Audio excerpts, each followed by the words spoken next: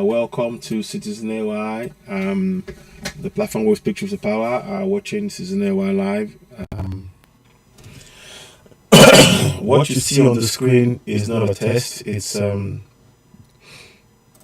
I wanted to talk about this morning, and I will talk about the Equimando case as well. We'll touch on that briefly, but I wanted to just do something quickly here. 1 second. Okay. Shit, that's it. So just so you can all see it, good morning to you all. You're watching Season AY, the platform will speak truth to power. If you're getting this broadcast, please do share. There's a lot to say, and there's so much going on. But again, as ever, I always come up with the suggestion. Number one suggestion: your community is your responsibility. You cannot trust the army or the police to protect you. So let us just get back in there. 1 second, just make sure people are following. Good morning, and welcome to Citizen AY, the platform where we speak truth to power. Good morning to you all. So please do share this broadcast. Okay, so he's going to the court now to watch the Equimando case, I believe. He's got a week. He's been to.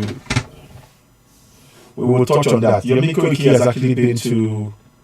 Is actually at the office at the Equimando case now in London, I think so. But good morning. Let me just see. I'm trying to see. Yomi Koiki is actually in London as we speak, and he is in at the case, and that's a very good thing to do to show us what's going on. But anyway, we'll come back with updates. Before I go ahead, I want to do something that I said I'll be doing now, and that is to be singing the Yoruba National Anthem, either in English, on whatever platform I'm in. I'll try to do that as often as I can. So, good morning to you all. We're going to sing the Yoruba National Anthem. It's very, very important to us that we do that. Sing it off heart. Iṣẹ́ wa fúnlẹ̀ wa, fúrílẹ̀ ibi wa, kágbéga,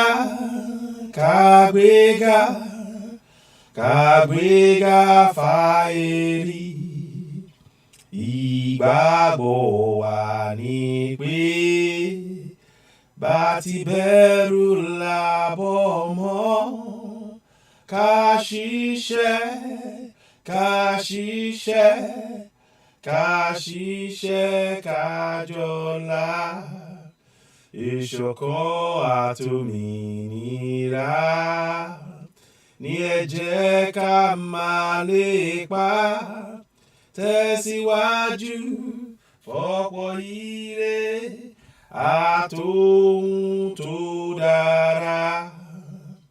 Ọmọ Oòduà dìde, bọ́ sípò ẹ̀tọ́ rẹ. Ìwọ ni ìmọ́lẹ̀ gbogbo adúláwọ̀.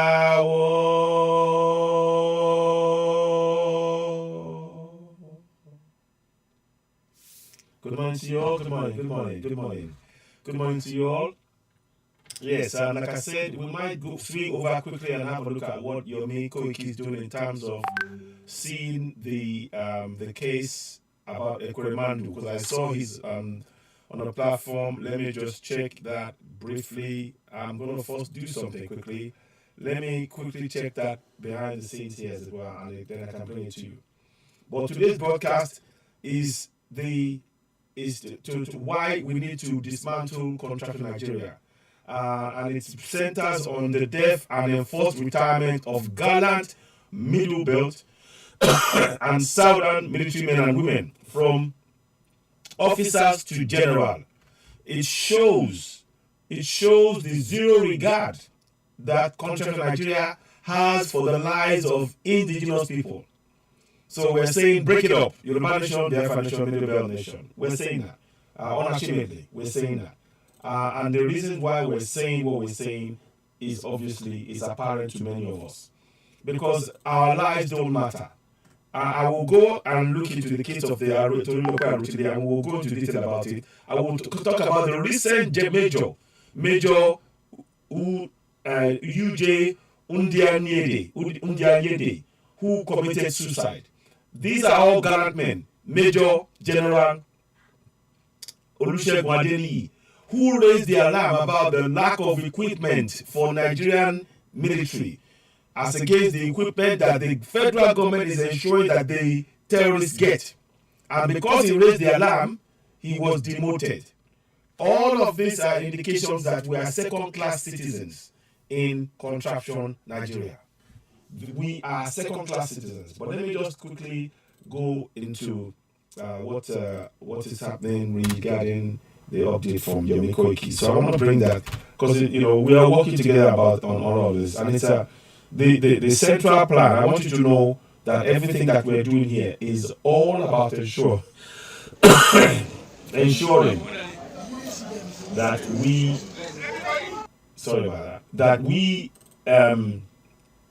achieve self-determination. Yoruba nation is here, Biafra nation is here, Middle Belt nation is here, and nothing will stop us. And all of you, again, this is to raise the awareness. Those of you who are mistaken in your belief that the answer to our problem is the PVC, I am showing you that the PVC will not stop the death. It didn't stop. The PVC will not stop the death of late Dolope Arutile. She was taken and she was killed by those who didn't want her killing. They didn't want. They had taken out all of this. Taking out the terrorists. They didn't want that. They didn't like the fact that she was doing that. They didn't. So let's have a look at what Yomi is doing here. I think he's in there. Would like to twist this story. Let's have a look. Yeah. So let's listen to what Yomi is saying here. Whilst he's doing this now. I'm very good. I'm not going to show your face because I'm on live broadcast. Yes. What are you doing, sir? I'm a journalist. I'm really reporting. Yes. Yes. What are you reporting on? There's a big case that came here yesterday. Okay. Yes. So, you're right about that? Yes. So, I've just reported to the studio. And I'm not doing mine as well, so we just go to me. You're not live, is it? Huh? You're not live on air? They're not showing you. Okay. Yeah, but I'm live. Are you live? Yeah, I'm live. What, the local or? Well, I'm live international. Okay. To the 195 countries globally. Right. My name is Koiki Media, a media registered in UK. Yes. Okay. So, It's only obviously because you're filming near a police station, we just have to... oh, okay. Reports right next to the police station. Okay, I could tell. All right. Okay. Thank you. Have a good day. And good job for what you are doing, protecting us in this country. Thank you so much. You see, that is how a civilized society is meant to work. You think they go carry me go prison? I go slap you. Some of you are probably happy. Hey, police don't they come? Hey, Koiki, hey, you better run away. Oh, hey, Koiki. Yeah, let's just work. This and that, mama me told that. Tombo. You think say this now? If I slap you, you think say this na Nigeria? So we're going to work for a few Nigeria now. minutes. I am living in a civilized society. They are concerned because they are not sure why the filming is going on. But now that I've told them, they have to protect me as well. So we're going to take calls. How are you? So now I'm going to take calls. I'm going to drop down my tripod. We're going to take a couple of calls. And then we continue with our program. Some people go down, they say, hey, they go arrest this boy today. We don't they talk and say they go arrest him one day. Yeah. You are joking. So What do I say? You are joking. So we're going to leave it there for If now. you think that way, you are joking. Because I don't live in Nigeria. So go I and live tune in in and watch UK. that. I'm going to pull Okay. away from that.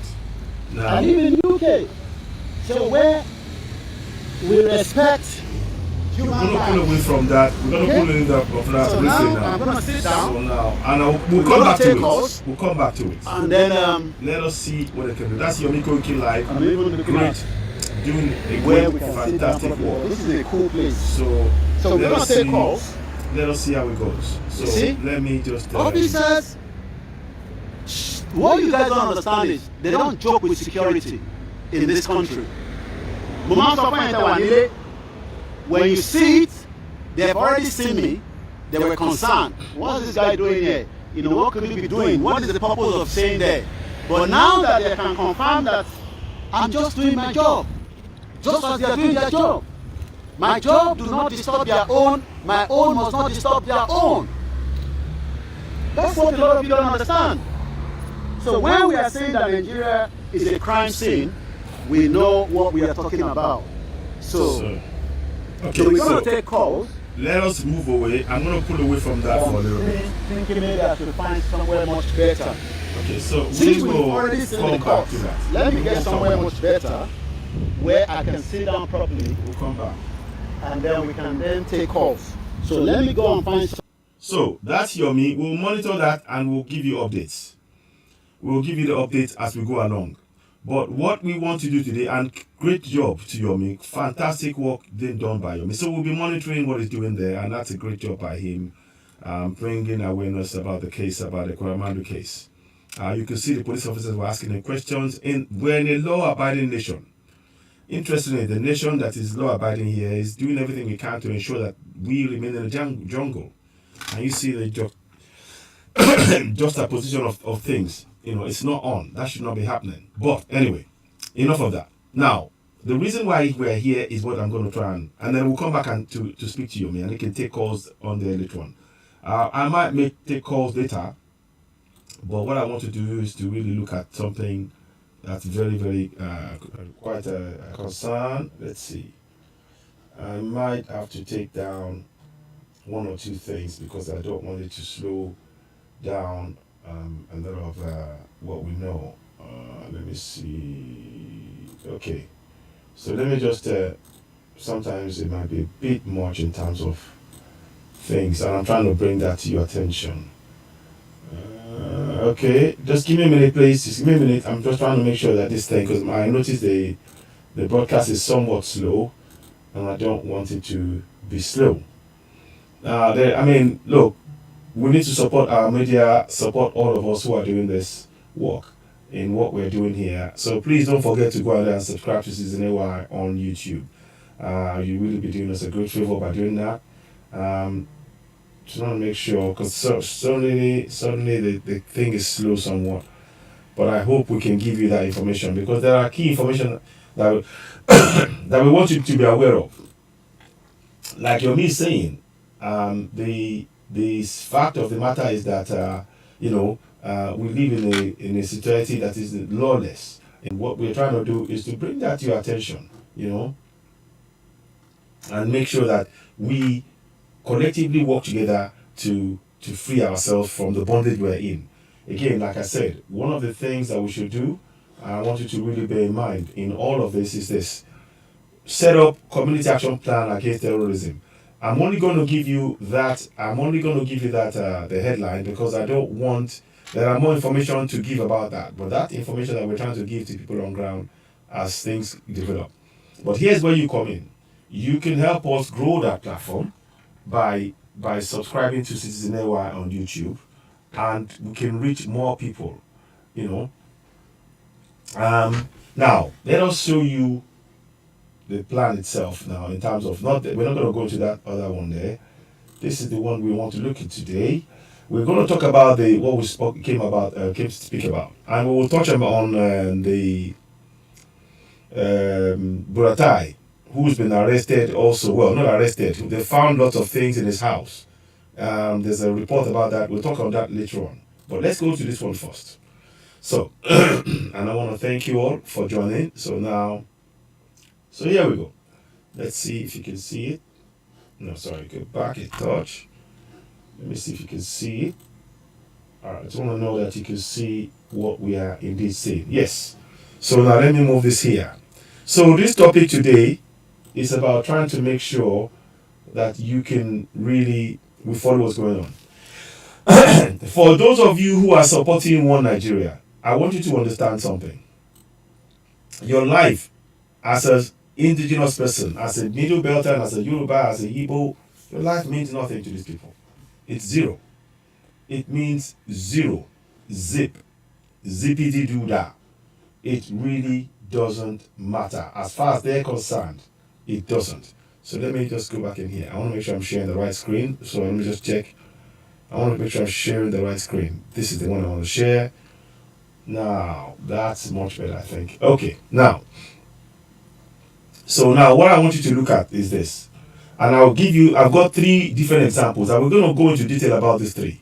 The death and enforced retirement of Galant, Middle Belt, and Southern military men and women, from officers to general, shows zero regard for the lives of indigenous people.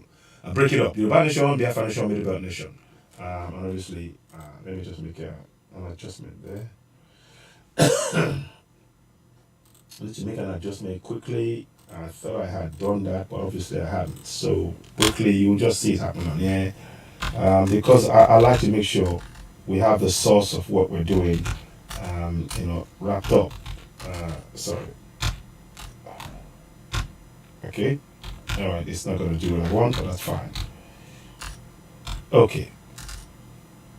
Now, okay. So that's done. So those are changes that I can make on it live on it as I speak. Where is it now? So, but I want to talk.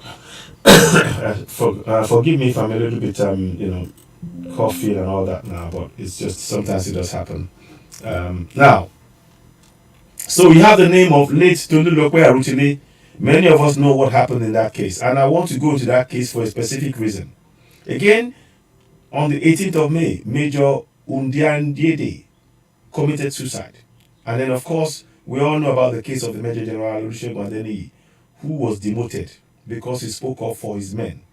So let's go into that now. Now, here we have Major General Adeniyi, the theater commander for Operation Lafia Dole. Major General Olusegun Adeniyi is now the former theater commander because he was demoted. So let's go into detail about that. Now, I want you to read the background into what they said. And then I'll show you what he really did. I'll show you only one video. It's a long enough video, but it's enough for us to be able to say the things we need to say. And I hope you can follow that. I hope, you can see what we're saying. Please do share the broadcast. And of course, I always say when you're watching, please don't forget to subscribe to Citizen AY on YouTube. You will be helping us to grow the platform. Particularly if you're Biafran and Igbo, we need that platform. Biafran, Igbo, and Biafran and Middle Belt, we need you on that platform to be able to help us share the broadcast because we want to reach a wider range of people. Oduduwa TVRadio, good afternoon to you. Welcome on board. Thank you so much. And on YouTube and on Facebook. So we need your assistance in helping us grow that platform. So my Biafran friends, my Middle Belt friends, as you're watching, share this broadcast with family and friends, and of course my Yoruba friends. Now, here is what I want you to do, to think, to say, and to have in mind. So the case of the Major General now is what we're looking into. So this happened some time ago. So the military court in Abuja convicted the former theater commander, Operation Lafayette, Olusegun Adeniyi, who once led the country's onslaught against Boko Haram. The Punch is reporting. This is a report by Punch. The report said tribunal found Mr. Adeniyi, Major General, guilty of violating some sections of the policy on use of social media for personnel of the armed forces of Nigeria. Utter nonsense. The policy was released on June 11, 2018 on the directives of Chief of Staff Gabriel Olonishakin, a general. Section 15 of the policy forbids personnel from posting any video, audio materials, pictures during exercise operations. The court martial, however, found Major guilty of producing and publishing a video on the counter-insurgency operation in Northeast in a manner that embarrassed. Can you see now? Their lives are being lost and they are only interested in embarrassing and ridicule the armed forces of Nigeria. The fact of the matter is that the armed forces of Nigeria have failed to provide, the government and the military has failed to provide arms for the men they are sending to face Boko Haram. It has got to the situation where Boko Haram have more firepower than our army. And you will see in the video exactly what I mean. So, please do continue to share this broadcast as you're watching. It is important. We need to really I'm giving this is specifically if you have people who are talking about PVC and who are PVC, who are talking about PVC and yes, have you get your PVC?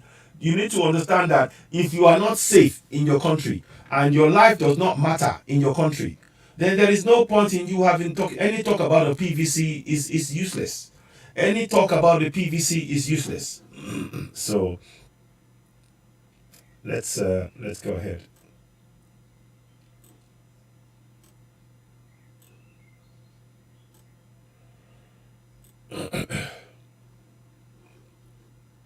So now let's carry on and please do share this box. Ẹ bá máa pé ètò ẹ káàárọ̀ mọ́ kí gbogbo ẹ̀ tó wà lórí Oduduwa TVRadio. Ẹ bá máa pé ètò yìí ó ṣe pàtàkì kí a fi tó àwọn èèyàn létí. A fẹ́ kí a mọ ìdí ẹ̀ táṣẹ láti máa lọ fún òmìnira wa. Ntí ó ṣẹlẹ̀ sí ni pé à ń ṣàlàyé àwọn èèyàn mẹ́ta kan tó yẹ pé wọ́n jẹ́ àwọn ọmọ aráàlú ilẹ̀ gúúsù àti middle belt tí yẹ pé àwọn ìjọba wọn ń ṣe wá níṣekúṣe wọn ò tọ́jú wa wọn ò tọ́jú ẹ̀mí wa wọ́n kàn fẹ́ ọkọ̀ sọ wá wọ́n kàn ṣe wá bí ẹran. So mo fẹ́ ká mọ kíní ìdí ẹ̀ tí àwọn èèyàn wọ́n ṣe láti dáwọ́ nínú pé wọ́n sọ̀rọ̀ pé wọ́n fẹ́ wà nílùú One Nigeria torí nínú One Nigeria tó ń ṣe sí wa rèé lójoojúmọ́ sọ̀rọ̀ mi yẹn yín. Now ẹ jẹ́ kí wọ́n á tẹ̀síwájú. So now èèbó ni máa sọ kíní ní púpọ̀ nǹkan tí máa sọ máa jẹ́ èèbó torí mo fẹ́ kó ó máa jẹ́ nǹkan tí gbogbo àwọn Ìgbò máa lè gbọ́ àtàwọn middle belt náà àtàwọn ọmọ wa náà tí wọ́n gbọ́ Yorùbá tó ètò ní púpọ̀ náà ọ̀rọ̀ tá a máa sọ ó máa wáyé ní èdè Gẹ̀ẹ́sì ẹ ṣeun. Now so I just translated that we're going to be speaking in a little bit of a different language because of the broadcast is going to be aimed at middle belters and Biafrans and of course non-speaking Yoruba people as well.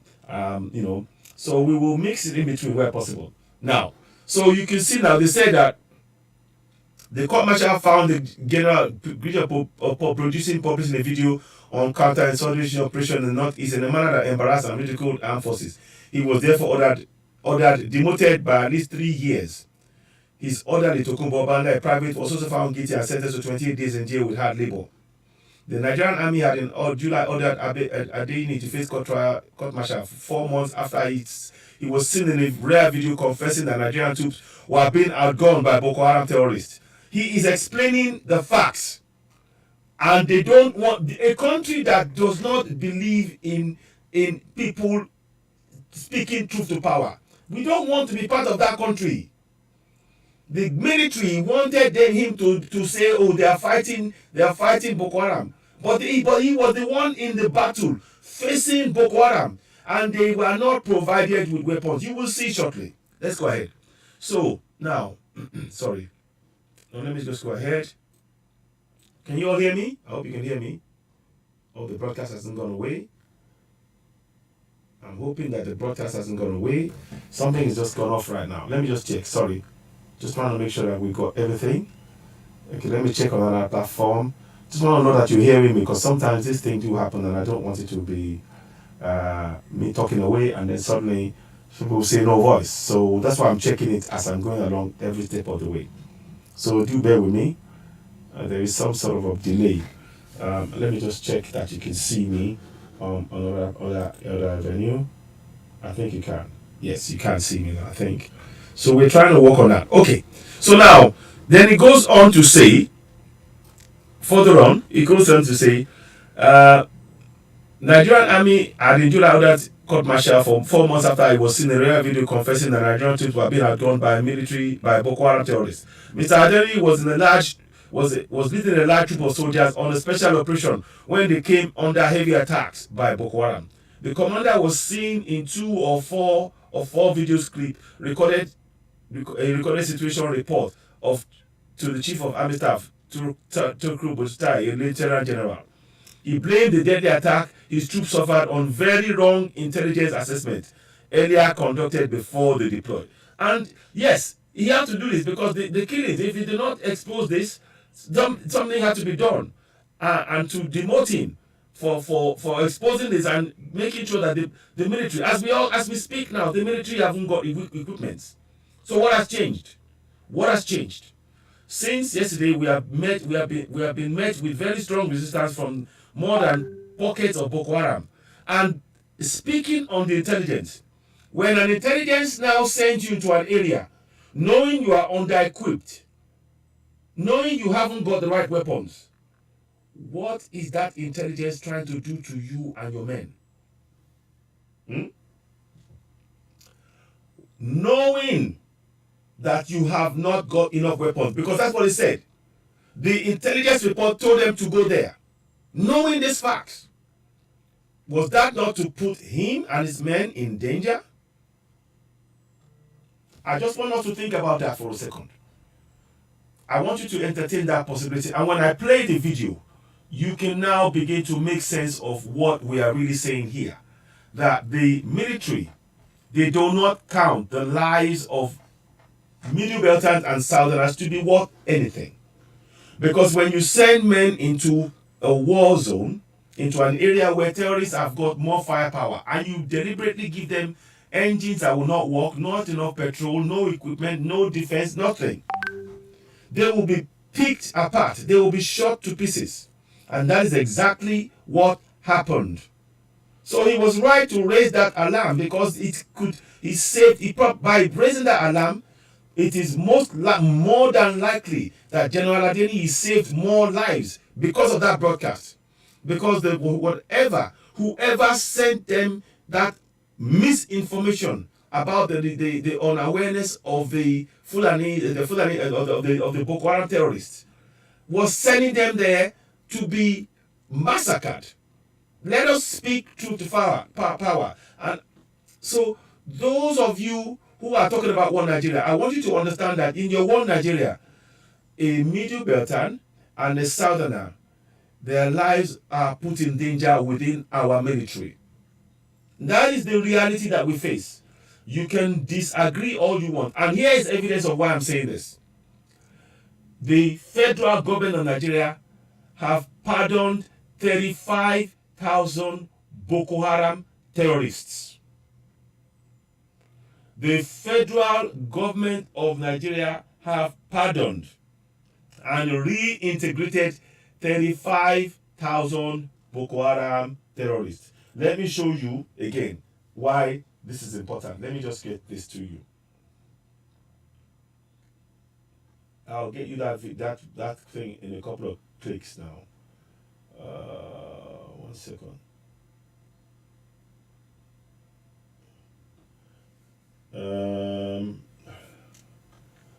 One second. Let me just get that to you. 1 second. I'll get it to you. I need to just get that to you right now. 1 second. I just need to make sure you have this information, because I will keep showing it and reminding us, because many people seem to have this idea that it didn't happen, or that we're just exaggerating it. We're just sugarcoating things to make it sound worse than it is. And these are the things, for those of you who are going to get the PVC, this is what is waiting for you in your one Nigeria. Your families will be sent to death.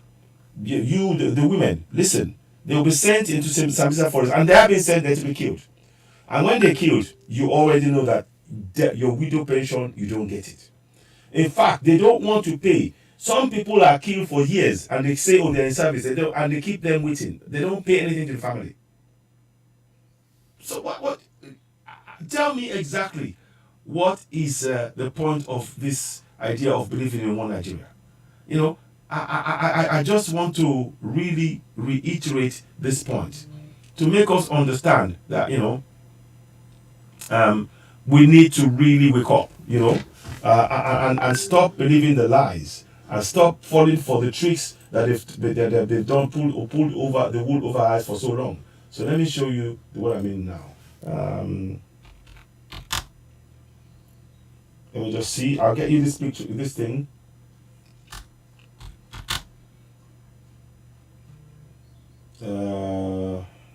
So 1 minute, please. Just give me a minute. I had that information, but I just wanted to put it here. Then we'll continue.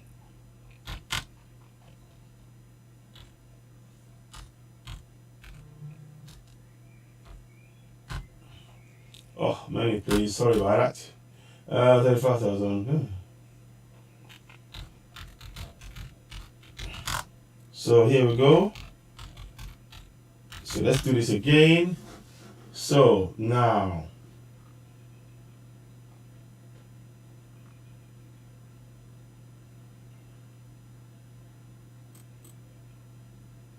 I want you to see this information so that you know yourself.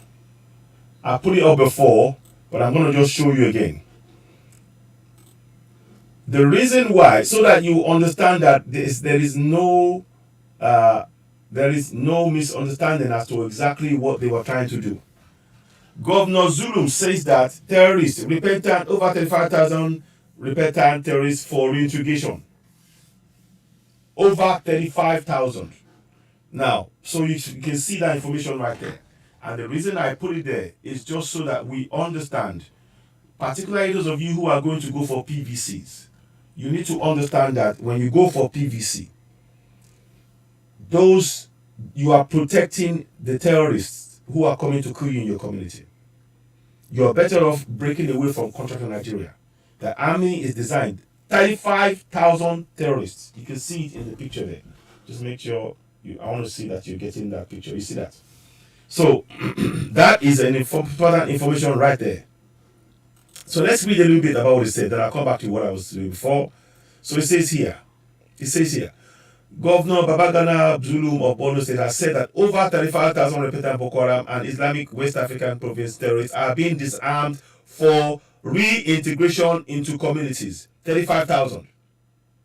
Those of you with PVC, are you listening?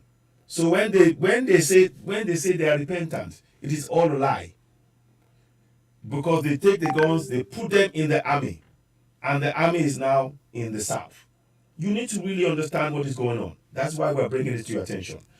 And look at how they're treating Southerners. They're court-martialing them, they're killing them, they're putting them in harm's way. You'll see the video shortly. So I'll come back to that later. Now, I wanted to just show that as we were talking, so that you get the context, the proper context. It's very important to get the proper context of what is being done.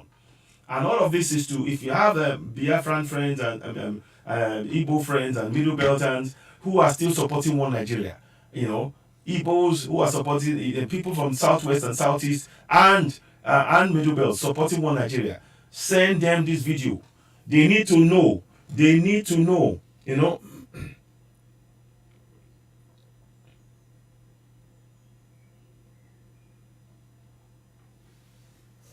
Well, look. Yeah, I get your point. Never Nati, you're right. Yes. Yeah. I look. What I'm saying. Thank you very much for that statement. Thank you for that statement. Levi Nati. I understand what you're saying, but what I'm saying, in the face of a government refusing to listen to us, the people, we have the right to self-determination, and that's what we're saying. You're right. I get the point. And I'm not trying to walk away from that. But sometimes it is a lot of what we're saying here. When people are being killed, and you will read this shortly, what I will read to you shortly why I am actually very, very upset. When you hear the case of General Udianyende, when you hear it, then you will understand how frustrating this is. But I get you. Yeah, I get you, yes. Yeah, dismantled, yes, because our nation was dismantled. Yoruba nation was dismantled. Yeah, self-determination. Okay, very good point you made there. But we're not. Yeah, okay. Thank you very much for that. But we will proceed with the statement and we will look at it. Thank you, Levi. So. Now, but what we are saying is this. It's important to understand in all of this, the federal government has not protected the people. The federal government, like I've just showed you, they have put 35,000 repentant, so-called repentant terrorists into our community to kill us in our community. So it is in our own interest to ensure that we protect ourselves. And we have to make sure that people understand why we are saying dismantle. Okay, it is self-determination. That sounds better. I get it. Yes, I get that. It sounds, and that's what we're trying to go for. But it's very important that we do not allow ourselves to be cowed. We have every right to go for self-determination, and because they are oppressing and killing us on a daily basis.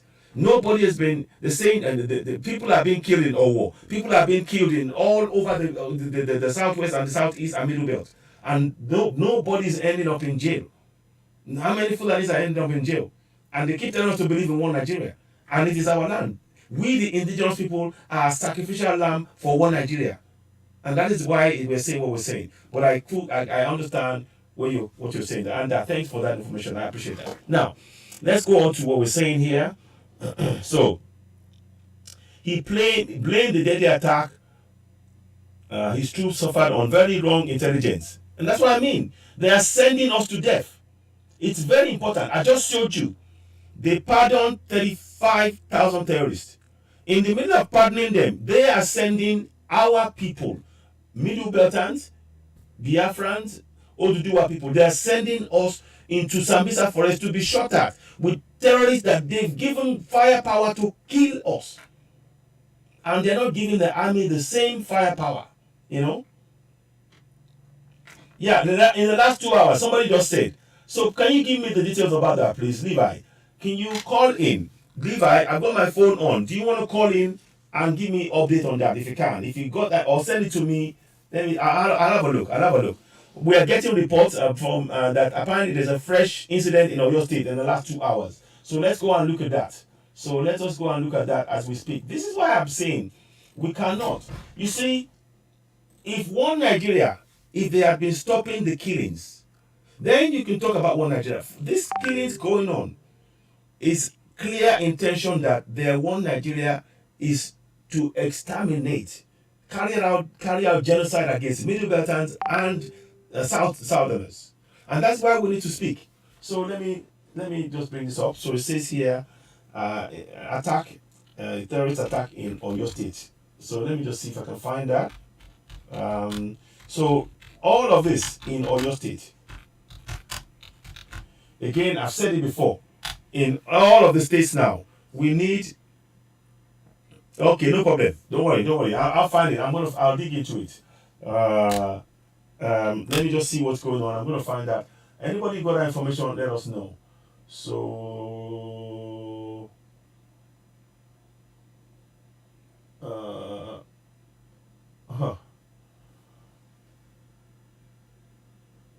okay, that is Oyo State. But that's not what I'm looking for. We're looking for Oyo latest terrorist. Let me see. I'm just gonna bring this to bandits attack in Oyo State. So let me see. I'm trying to see if I've got anything on here.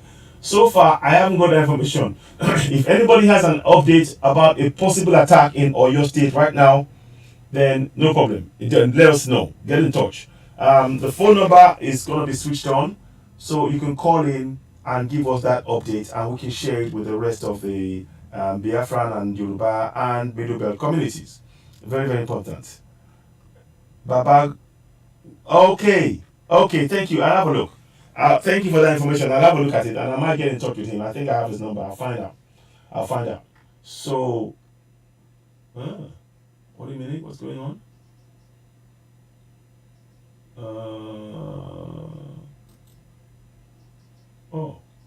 What is this? Okay, that's back in June. They keep killing still. They're still killing. But let's go on to what we're doing here.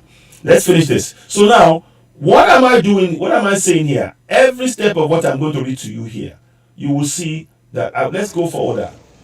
I'm going to show you something. I want you to see something here. If I can get that. Can I get it up there? I might have to move it. Sorry about this. I want to make sure. I was going to leave it on the side, but it may be I may have to move it to make you so that we can all see it properly. 1 second, please. Give me a minute. Okay. Now I'm trying to show you the video. So anyway, I can go on and on about the attack, the illegal demotion of General Deniyi. And there's so many things that is so wrong with that demotion. It is illegal. He was speaking up for his men.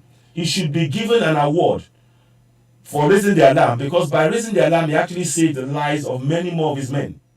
And you will see shortly in what he's about to say. If I can just get this thing running the way it should do. Okay. Here we go. So I think I'm going to centralize that. So let's put it this way, because I want you to be able to see that information. It is very important.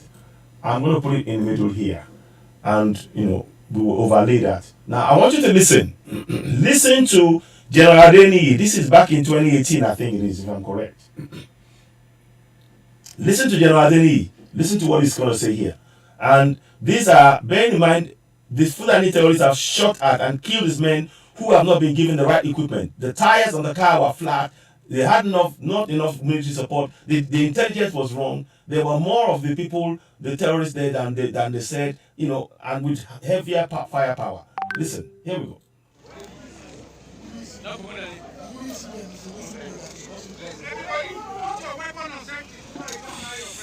Say it, everybody.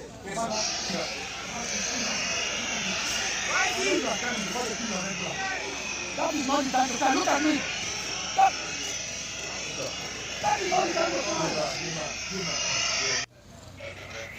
Listen. Good morning, sir. I'm standing here with Sector 2 Commander. The armed helicopter have just come over our head. Sorry, let me do it again. Good morning, sir. I'm standing here with Sector 2 Commander. The armed helicopter have just come over our head. The instruction I gave them, anything moving, they should engage it because most of my gunshots are not moving. Like I said earlier, we are with the leading members, and the 3 battalions are fighting and deployed. Nobody is running. But what we have here, I will give you some estimates to guide your good decision, sir. Boko Haram has fired more than 100 mortar bombs at us. You see? They have fired more than 80 to 100 RPGs at us. You see? In addition to more than 8 to 10 gun throws from every side since yesterday. See? We have not run, and the soldiers are not misbehaving or disobeying orders.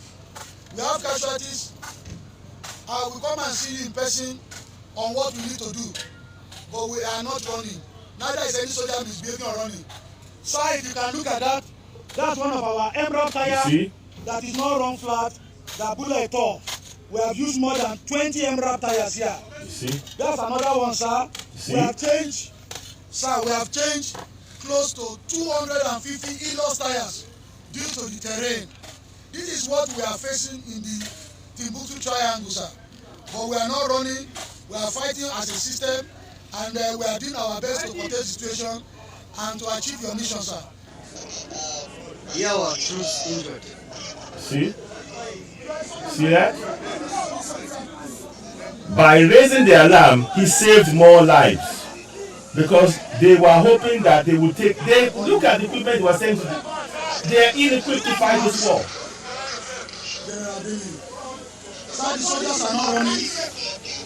The 3 battalions are standing and fighting low without casualties. The intelligence assessment concerning the Timbuktu Triangle is very wrong, sir.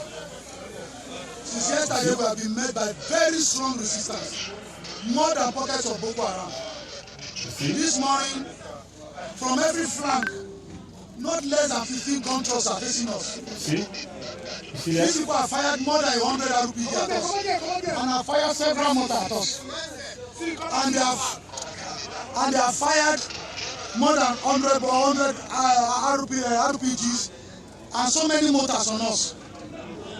This is the true situation, sir. I'm here on the ground. This is General Buba here, sir. No any general is running or not leading the men. Sir, look at this soldier. They are not running away. Neither is any of them afraid. We are good to go, but here, now these things are working against us. Yes. Thank you, sir. So, you saw the reason I'm playing that. The reason I'm playing that, and I wanted to, let me just bring that back down. The reason I'm playing that is so that we understand that this man, even with the threat of demotion, he didn't care. He cared about his men, and their safety and their ability to stand and fight. What he lacked was proper intelligence, and they were sent there to be slaughtered. I suspect many of them, if you go and look at it, they are from the south or middle belt. And that's what I mean when you talk about you're supporting One Nigeria. One Nigeria is sending southerners and middle belters to be killed by the terrorists. Remember, I just showed you 35,000 terrorists pardoned, put into the communities. Most of them army, and then they send it to our communities to come and kill us. Yet we, the people, the indigenous people, we are being put in harm's way. So they found him guilty falsely of a lie, because he exposed the fact that the intelligence that was sent to him was wrong. They were trying to send them to their death. They were trying to send them to their death. So these are information that those of you going for the PVC, that you need to be aware of. When they're telling you to support One Nigeria, please understand that One Nigeria is not meant for you as an indigenous person. Let me say that again slowly. One Nigeria is not meant for you as an indigenous person. It is meant for the northerners at your expense, because they want your resources in your land. So your PVC will not stop this. And again, on the issue of the PVC, I am so glad that many of you are coming out. There's people going for PVC. I would rather you put your effort on joining hands in your community and going for community action plan against terrorism. I'll show you a quick thing I've done about that, and I want you to just have that in mind. I'm not going to show the details about much, but here we go. I want you to have in your mind community action plan against terrorism. We need that in the communities right now. We need people to be able to defend themselves in our communities. That is more important than the PVC. I tell you why. The PVC will only mean you're wasting your time, because the person that will be elected as the president of that contraption is going to be Atiku, because he's a northerner. However many votes you put together for Peter Obi, he can win, the largest one. Likewise with Tinubu, the man they want is a Fulani man, and is no other than Atiku. So you are better off, your focus right now, provide safety and security in your community. Community action plan against terrorism. That is our number one priority. I reiterate that right now. Because we are not safe in contractual Nigeria, we have every right to go for self-determination. We have every right to go for self-determination. Because we are being killed on a daily basis. Look at Owo. Now we are hearing in Oyo State. I mean, in June they killed again. They're killing every day. And all the time, the military who are supposed to protect you, they are being infiltrated. They put in 35,000 terrorists. They said they repented. They are in the army, and they are in the south. We are in danger. Don't ignore. We are in serious danger. So that's why I'm saying what I'm saying here. So let's go back again to. I don't want to put this up. Good. Okay. So there you go. So there's more things behind that I want to do, and I want you to also briefly. I'd like you all to think about something. We need to work out a plan where the community can protect themselves, self-defense classes, those kind of things. There are steps I want you to do to plan that, and that's why we're bringing this to your attention. So let's go to the next thing now. So you saw the video of General Adeni. So there we go. Now, this video here is of a late Major UJ Undianyede, committed suicide.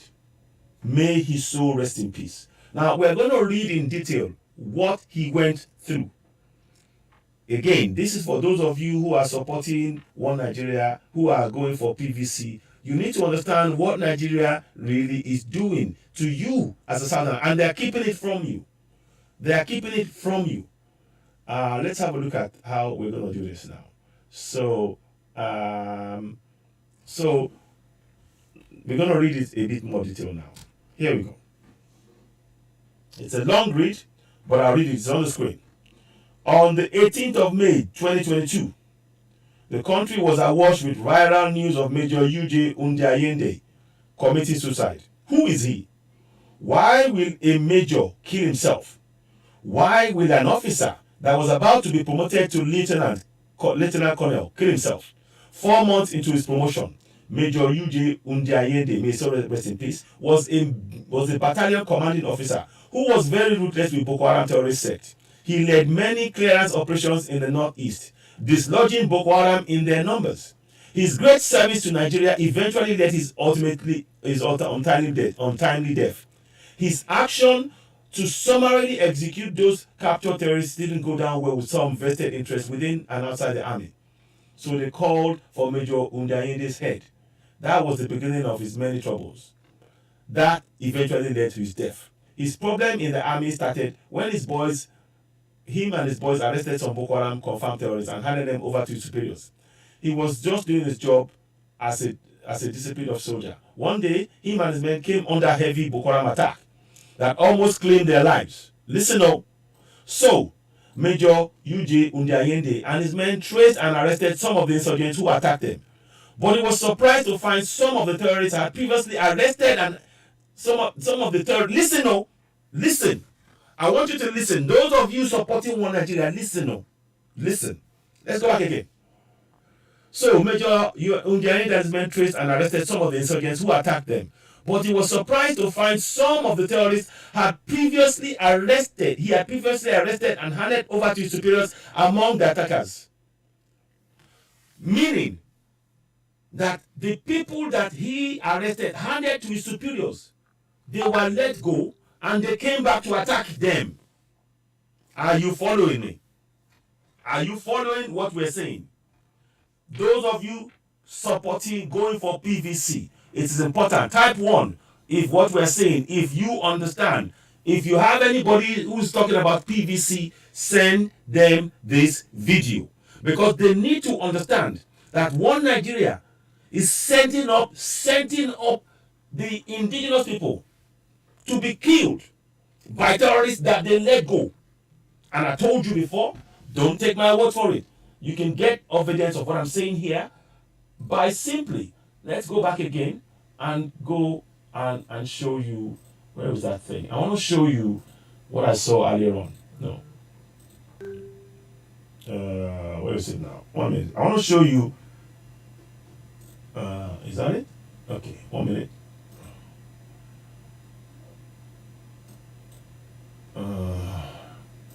Okay, Governor, let me just put it up again. Yeah, so now it'll come up. And I want to just show you that, so you understand. And this report that I'm showing you is this 30th of March 2022. This is. Look at that. So now, you see that here, Governor Zulum said they had the repentant Boko Haram. Yeah? So what that means is that when they arrested, when this general, let me go back to 1 second. When Major Undiayende, when they captured those Boko Haram terrorists and handed them to the superiors, instead of them facing the court justice, they were released to come and attack again. One Nigeria PVC people, are you listening? Are you listening? Let me just check that people are with me. Because this is when we talk about that One Nigeria is a danger to our health, that's exactly what we mean. And we need to explain that. And when they pardoned 35,000 and they freed them, this is what you need to understand. You are in the mistaken belief that One Nigeria is for you as a middle belter, as a southerner. It isn't. And that is what we are trying to highlight. This major that was about to be promoted, he fought for his people. And he tried to protect the lives of his men, only to find that the people that he arrested and handed to his superiors, they were let go to come and attack them again. That's your One Nigeria. That is your One Nigeria. That is your One Nigeria. I hope you're all following what we're saying here. So let me just make sure, I want to make that slightly bigger if it's possible. I don't want to make it too big, but anyway. Okay. So now, so please do share this Onye.Ugona. Yes, exactly, yes. Yes, I support you. Yeah, let Buhari be angry all he wants. So I support Onye. Yes, absolutely. Because he doesn't like the fact that Biafrans are standing up for their people. And we should do. And we be increasingly Oduduwa people are doing the same. And Middle Belt, we encourage you all as well. Now, so it says here, he was surprised to find some of the terrorists he had previously arrested and handed over to his superiors among the attackers. For that reason, he summarily executed them. Because to him, if he takes them to his superiors, listen, they will eventually release them again. Because that's what happened before.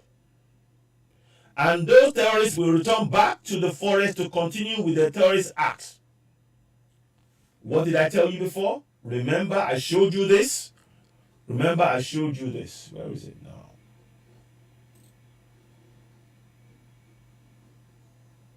Come on. Here we go. Yeah.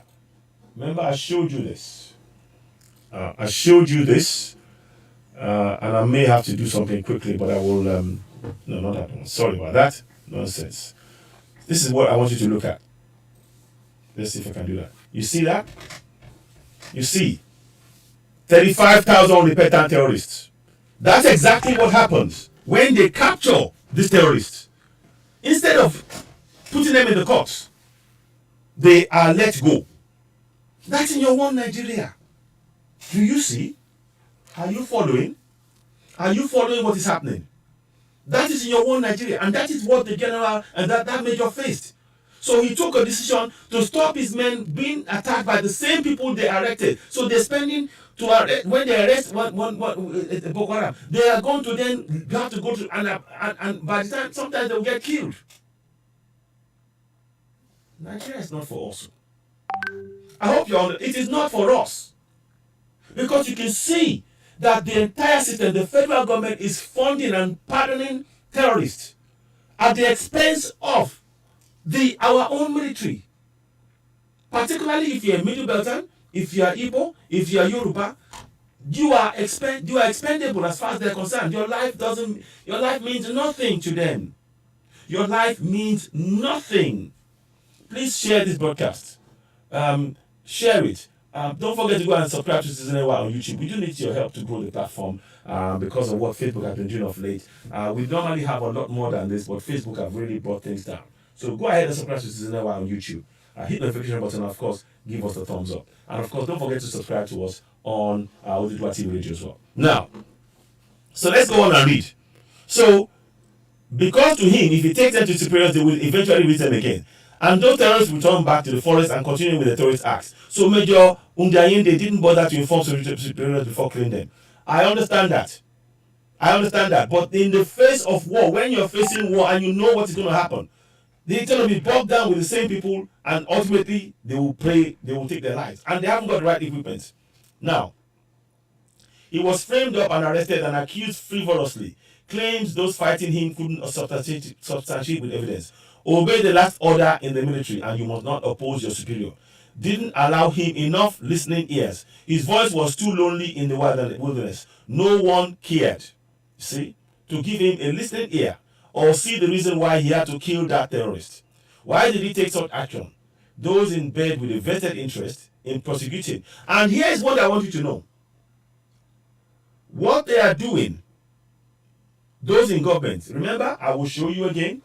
I want you to keep reminding you. Those in government, they've now even told, they are working with terrorists. When you come and you see the military Nigerian army, put your hands up, put your guns down. They will take you in, we will free you. So the army is being, they're being forced. The hands of the people are being forced. When they are having to arrest the same person over, and that's in your one Nigeria. This is in your one Nigeria. This is what is happening in your one Nigeria. And the governor is telling you they have pardoned 35,000 repentant Boko Harams, and they are in your community. And many of them are foreigners. Do you see that why your PVC is now meaningless? I hope you're seeing it. Now, let's carry on. Okay. So, now, it says here, Why did he take such action? Those in bed with a vested interest in prosecuting the fight against terrorism were against his action, even though they knew that the terrorists were confirmed. Major Undiayende was eventually forced to a military court-martial at the Army Division, Kaduna State. He and his boys were accused of having to have committed some infractions in the Northeast while fighting Boko Haram sect, for which they were being tried. It was a kangaroo court-martial. That was more like a gang-up to deal with him for standing up for Nigeria. You see, there is a price for standing up for Nigeria, particularly if you're a Southerner. When you stand for Nigeria, you think you are standing for all the nation. But standing up for Nigeria, you are threatening those who want to take your land, because in their eyes, they want you to take over the land. That's why the Fulani terrorists, the bandits, the so-called bandits, the terrorists, the government is funding them. One Nigeria is not for us. Can you see that now? This young man, this major, sorry, let me go back again. Where is he now? This late major was doing his duty, protecting the nation, not knowing that the nation was putting his own life and everything else at risk, and his family, and Middle Belt, and Southerners, and and ultimately, they put him in a, this is the second court-martial case we looked at now. We've looked at the case of General Adeniyi. Now we're looking at the case of the court-martial against the late Major Undiayende. May his soul rest in peace. He took his own life ultimately because of the actions of the government, of the military. Because he's not a Fulani man. Fact. Now, so he and the boys were accused of having committed some infractions in the Northeast while fighting Boko Haram, for which they were being tried. It was a kangaroo court that was more likely caught up to deal with him for standing up for Nigeria and doing the right thing, which is against the collective interest of those fighting him. He was also accused of misappropriation of funds. You see, now they come up with all flimsy excuses: abandonment of military posts, insubordination and desertion of others. The main target of his court-martial was Major Undiayende. They want to dismiss him from the army and also jail him for a very long time. He cried out, but nobody listened. He called for help, but there was none. He's a member of the NDA course. 55 regular officers and members of his class were due for promotion to the rank of Lieutenant Colonel this September 2022, of which Major Undiayende would have been part. But he was fighting a battle for his life and career against some powerful people without any hope on sight. Heaven knows what the court-martial will be, and heaven knows the consequences of the judgment. Major Undiayende decided to end it all. With only 3 days to the judgment, on the 16th of May, he committed suicide. He killed himself rather than face persecution that will lead to his dismissal from the army, his imprisonment, and probably his death. He took his own life, leaving behind a beautiful family without saying goodbye. He used a service pistol to kill himself. He died because he stood by the truth. He died because he wasn't happy how some senior army officers collude with terrorists. Remember, Danjuma said they collude with terrorists. And that's what I said. They collude with terrorists. He died because he killed terrorists who tried to kill him and his men. He died because he believed enough is enough with the terrorists and their collaborators. I hope you're seeing what I'm seeing. I hope you're sharing this podcast, because it is important when we talk to you that your PVC cannot stop this. This is beyond PVC now. We need to go for self-determination. Self-determination is the word we are interested in using, very much like my brother said online, and that's what we mean. But we have to, in doing that, we recognize that we have got to break apart from contracting Nigeria, because Nigeria is killing us. Nigeria has become a killing field where they kill the indigenous people. This man was left to be dealt with as and when they pleased. This is terrible, unacceptable. Let me see if I can find something. I need to do something quickly. But before I do that, let me go back and look at what Yomi is doing, and I can share that, and I'll be back in a second. We can, I want to do something quickly. Just give me a few minutes.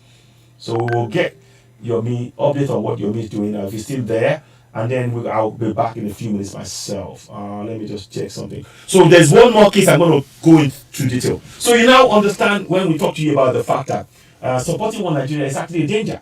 It's a danger to your life, to your to your very existence. So let us see what Yomi is doing here, and we'll bring that to you briefly for a little bit, and then sorry about that. So I'll bring that to your attention and try to because everything we're doing here is about Yoruba nation and Biafra nation.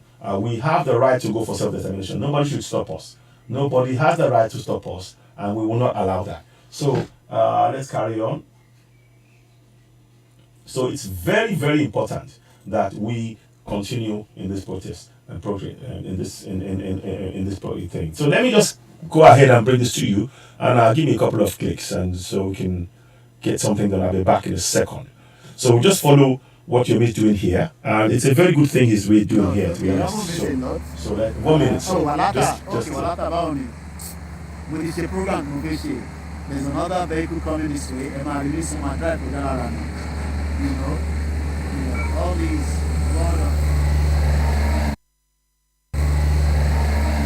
Oh, battery lady be shut down completely. It's already charged. Quickly. Looking for me, please. Everybody get by the program anyway, so we're notwithstanding. You can still save.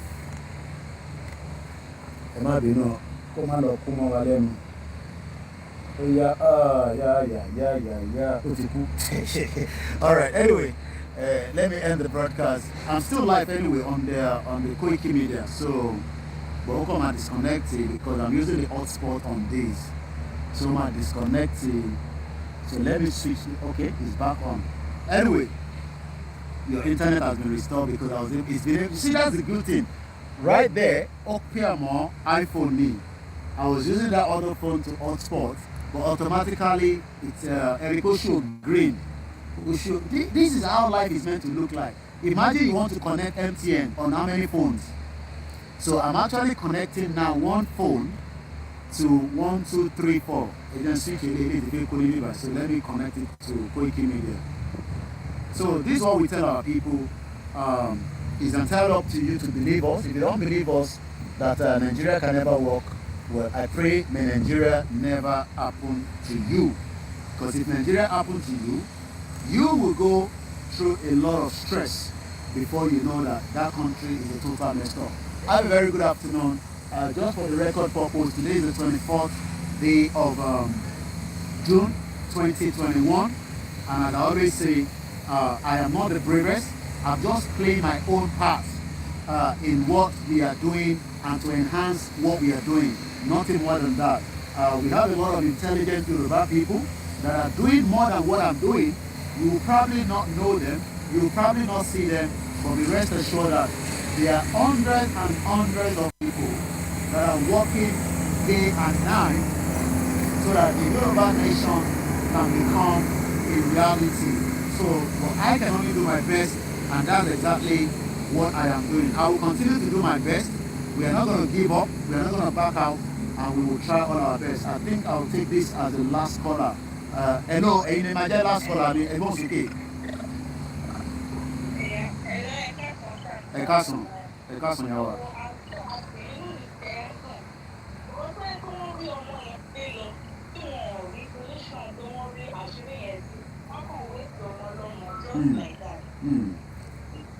Okay.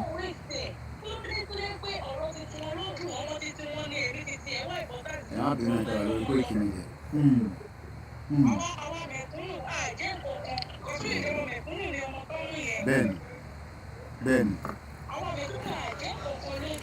Ben. What? Ben.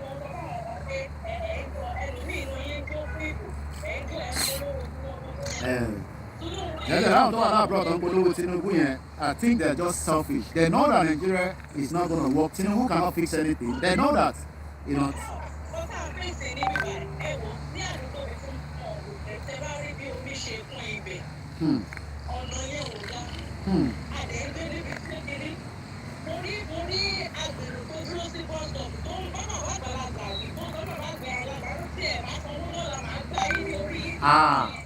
Olórí burúkú làwọn agbèrò yẹn lọ́dọ̀ àríjì mi. Evil, another crime àwọn yẹn máa ń commit. Another crime wọ́n máa ń commit.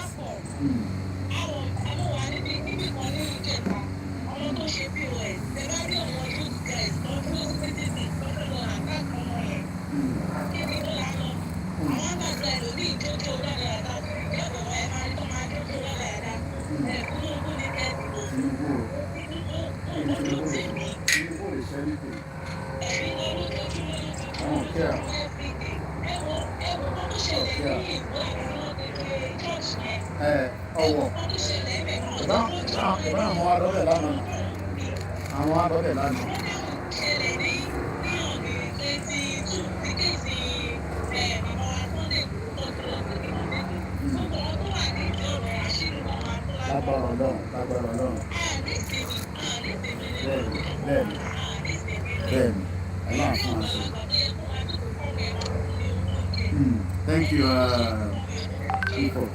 We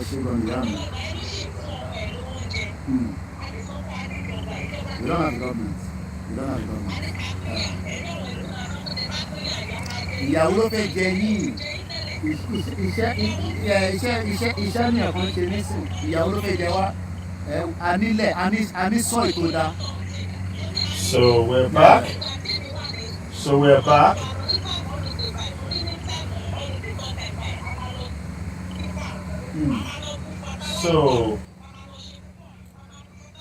So we're back again.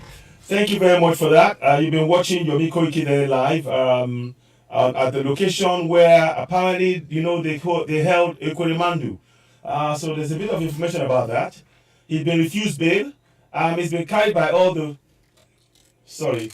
So yeah. So we're back again. You can see that Yomi Koiki was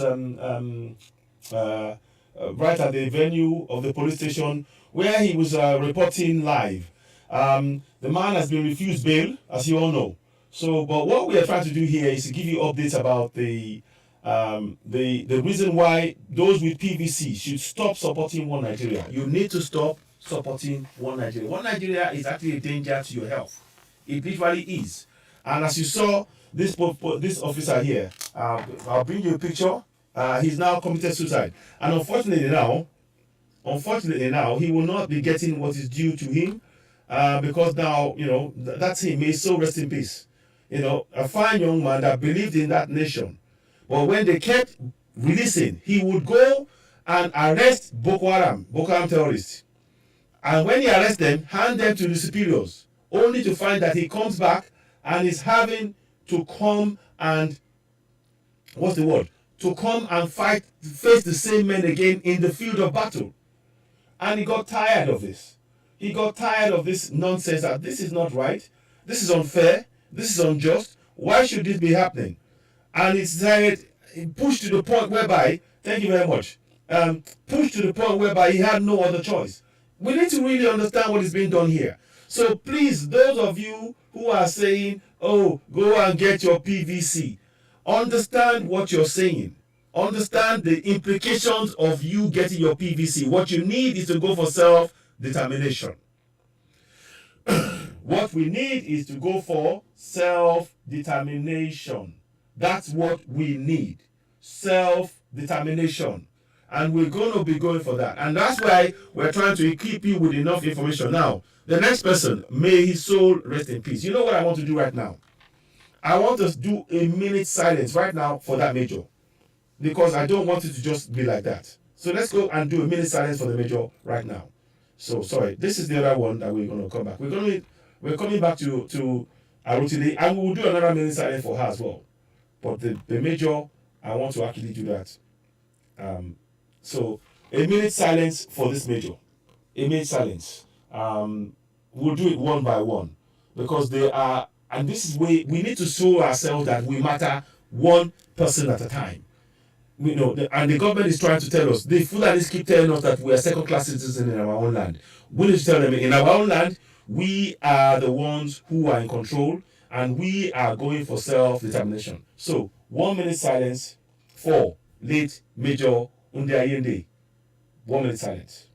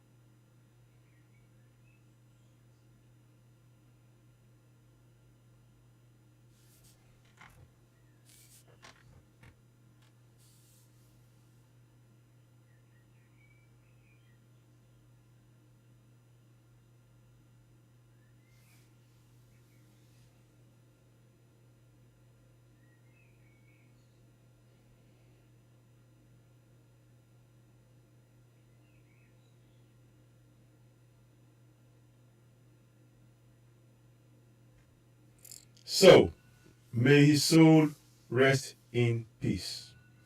So let me just so may his soul rest in peace, in perfect peace. We need to watch out. We should be looking out for her in our communities. I hope my Biafran brothers and everybody will have a way to look out. And this is what we need to be doing. And that goes for us in Oduduwa Nation as well. General Adeni, what steps are we taking to make sure that this person, as a Yoruba man, is actually, is okay? No, we need to be doing these kind of things as well. These are the kind of steps we need to take that will show that we're a nation, we're a Yoruba nation, when we're taking care of our own. And I'm sure Biafrans will take care of the family of the late Udiayende, who committed suicide, because he believed in one Nigeria, but one Nigeria did not believe in him nor protect his life. In fact, it put him in harm's way. So these are the kind of things I would like us to be looking at. So may his soul rest in perfect peace. Now, let's go to the next one. You have here late Tolulokpe Arotile, and I want you to again understand. You see, they are taking out people that have the significant impact on the terrorists. Anybody that is having a significant impact on holding and defeating Boko Haram terrorists and ISWAP, the federal government of Nigeria, particularly if a Southerner, they take them out.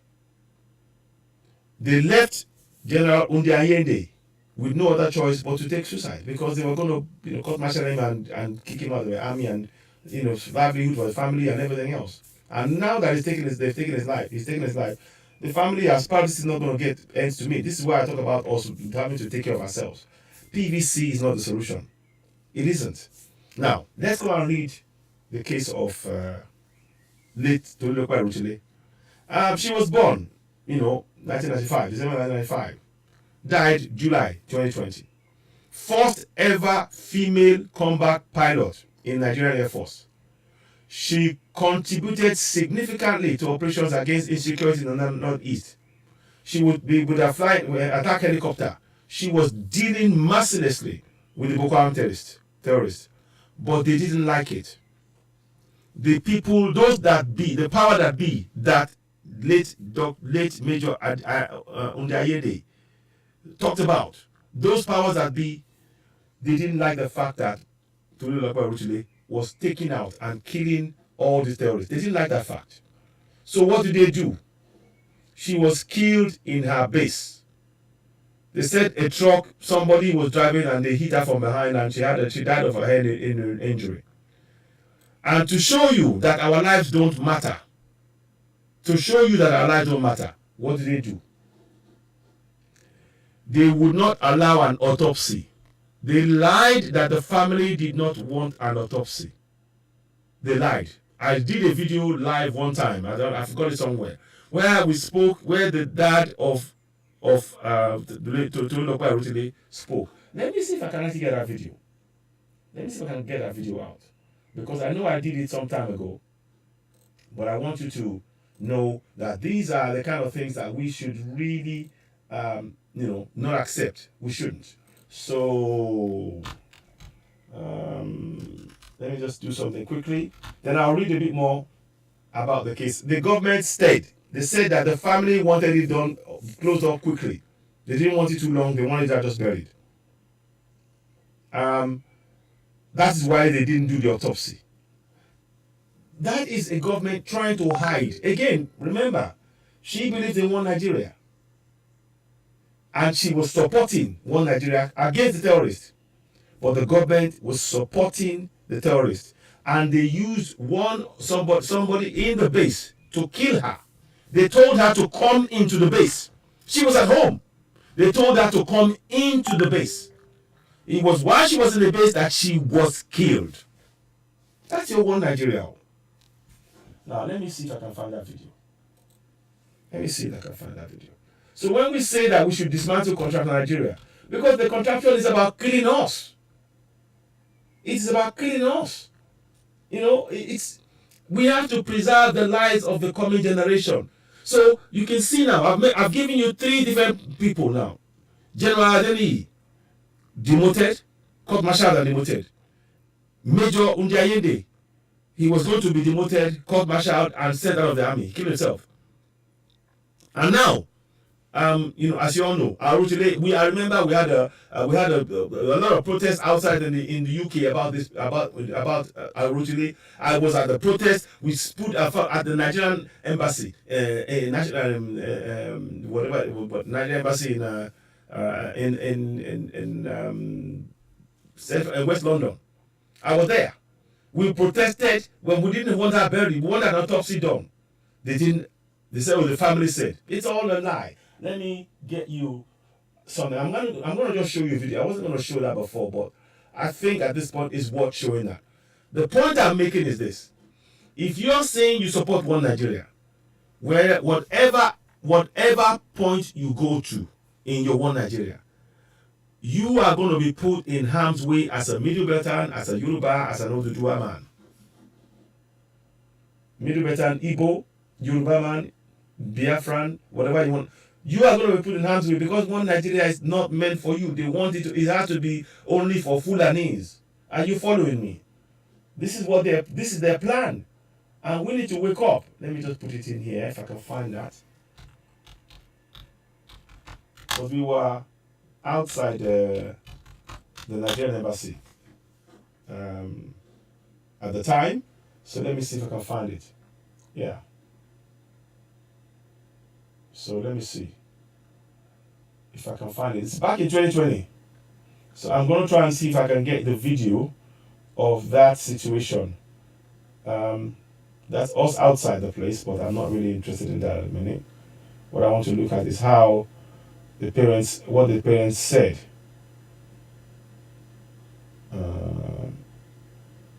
I'm trying to, if I can find the video. I may not be able to see the video. I hope we can. No, I can't find that video. Okay. But I will leave it and come back to it. But the point I'm making here is that there was a point where they spoke about Tolilope Arutile. Let me just see if I can find a video of the parents speaking about it actually. 1 second. Give me a minute. I'm trying to, because what I want to do, I like to be very, very thorough about these things. Let me see if I can get that going. Okay. Now, Nigeria has, the federal government has actually carried out treason against the citizens by pardoning terrorists who have been killing us and saying they are repentant without going to court. That is treason against us because they're putting our lives in more danger. These people they pardon now come in our community and killing us. The government is carrying out treason against its own people. And under those circumstances, you should not be supporting one Nigeria. You shouldn't. Now, let me see how this works. I'm trying to work out how to do this. Let me see if I can find it. 1 minute, please. Then we'll come and talk about Buratai.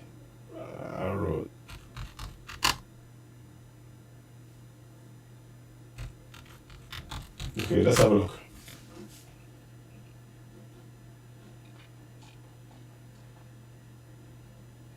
Now, let's hear what the dad said.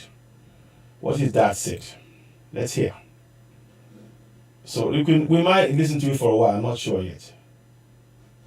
So here we go. Let's hear. Don't know. Listen, I want you to just record though. This is what happened though. I might not play all of it.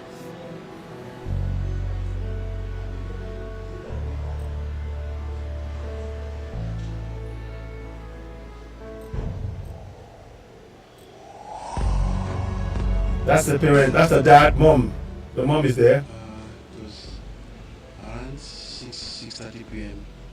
That's the dad you're hearing. Someone called me from Abuja that so happened. But I have rushed her to intensive care at the special hospital in the Air Force Base, Kaduna. Rush her, what happened? She said she was not going out. For some people that knows is that how can she be at the base? What Exactly. happened? To try to call, find out her phone was ringing but she was not picking. To call her police. And therefore they didn't tell because they wanted to, it's not easy to break that type of information. They were saying, that it's like the one small accident, but that she's like specialty hospital and they're taking her off. When I heard that she was in ICU, I was worried. ICU care. Small accident. So See, small accidents. That's a one Nigeria. What happened? So that's how we got to know. So now, sir, what will you want the government? What steps do you want the government to take? Well, traditionally, in the military culture, the burial is going to be a military burial. So they just inform the parents maybe will be there while it's going to take place. Since it's a military person, the whole wahala is military will handle it since they are.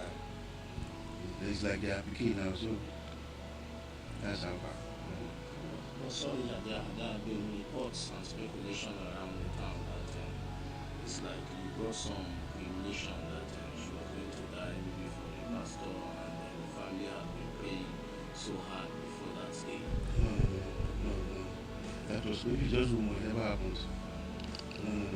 That day we called her in the morning, the mother called her in the afternoon. So there's nothing like maybe, no. Nothing like any position of this at all. Nothing like that. So what are those things you are going to miss about her? Like I said, talking about to leave the past tense, for me it's like it's more than a crushing blow because it's not easy to lose a child. It's not easy. She was taken out. To lose, it's like a child that is gifted by God. God gave her a very high IQ. And on her own, she works too hard to even improve on that IQ.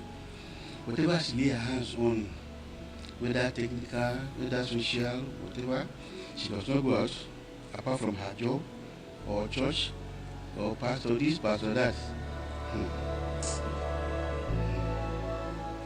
She's a very special child. It's like a special creation by God. But there are things she will even say or do and wonder, at your age, she's so close to God that look, whatever, unless her job, otherwise, nothing stops her from either going to see this pastor, going to see this church, this prayer, that. She does only three things. Either she's sleeping or she's at work. Today we either be praying. So I know now. Even before they took her dead body from under that car that reversed. See? They took her dead body from under that car that reversed. So she was walking. They reversed and killed her. Listen to his words, oh. Listen, oh.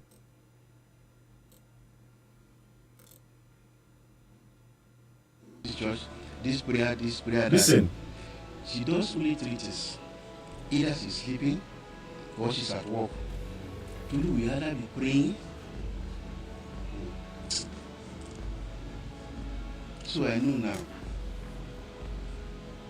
Even before they took her dead body from under that car that reversed.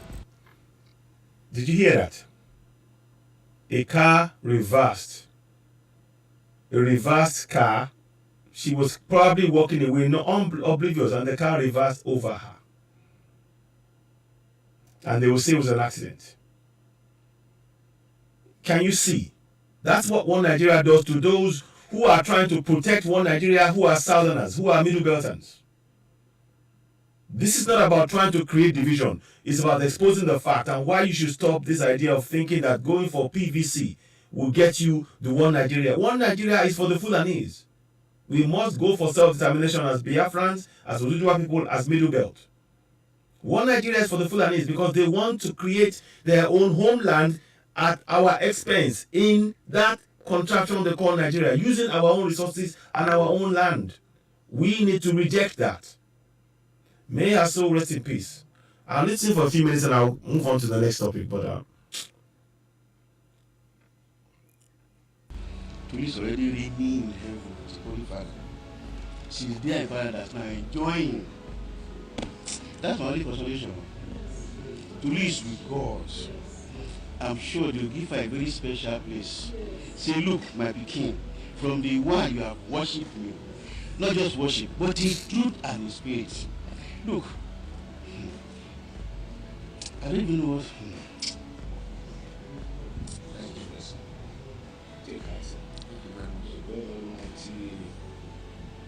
Let's hear from the mom if I can see. Let's hear from the mom. See, baby, I love you. Tolu came to the world again right from small child that is even less than a year. If I'm in any fasting, Tolu will be the first person to call. Mommy, I want to fast today. She doesn't know what they call fasting. They will stay with me. And one of her senior sister, Bimbo, they will say we are going to fast with you. When it is 8 o'clock, they are asking me, Mommy, when are we going to eat? I will say, we that we are fasting. Are we going to eat by 8 o'clock? She's a prayer warrior. She has known God right from her child. And I just want to give glory to God for that. I thank God for giving Tolu to me. It's only that she did not promise me that she will go so soon. But I give glory to God for her life. Even when she has been passing through all this, her first year in academy, she came back home with marks all her body. I went to pick Tolu. I can never recognize all her body on the main road where she was standing. I was supposed to bring her home. We parked namely to Lokoja here. I carry phone. When I was calling her, I said, Mommy, look at me. I wore suit. This is the color of the suit. Until I get close to Tolu before I can recognize her. I said, Tolu, you are not going back to academy again. Enough is enough. Must you die because you want to belong to academy? He said, Mommy, if you say you love me, you always say that you love me. If you love me, pray for me. I said, okay. We were into it and we are going day by day. And God is lifting her up, even more than our expectations. But to God be the glory. Close to when this will happen, about a few weeks ago, I cannot be saying everything. A few weeks ago, he asked me, Mommy, how is your health? I said that I'm fine. He said, Mommy, I always pray for you, and I know you are going to live and eat the fruit of your labor. Mommy, I'm going to take care of you. You will not suffer. I said, okay, amen. I said, see that now? Tolu, I cannot be saying everything, but I know Tolu is with us, Father, in heaven. Because at the point of death, Tolu was fasting. Tolu was fasting every blessed day. This girl will be fasting and praying. What are you praying for? You learn this thing from me, but I never killed myself because of prayer and fasting. This girl, slow this thing down. Any problem within her colleagues, she will put it on her head. Let's go for prayer and fasting. If you believe in God, I believe that we will rest with God. It is so. Anyway, yeah. Let's just. I'm just showing you. Even though it's happened good a few years ago now, we're talking about almost 3 years now. The feeling is still raw, even for me. I can't imagine for the parents, because I'm a parent. That's why we went on the protest. We've all seen it like that.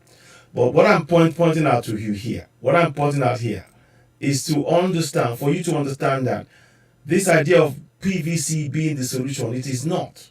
We need to go for self-determination. We have to dismantle contract Nigeria. It is killing us all.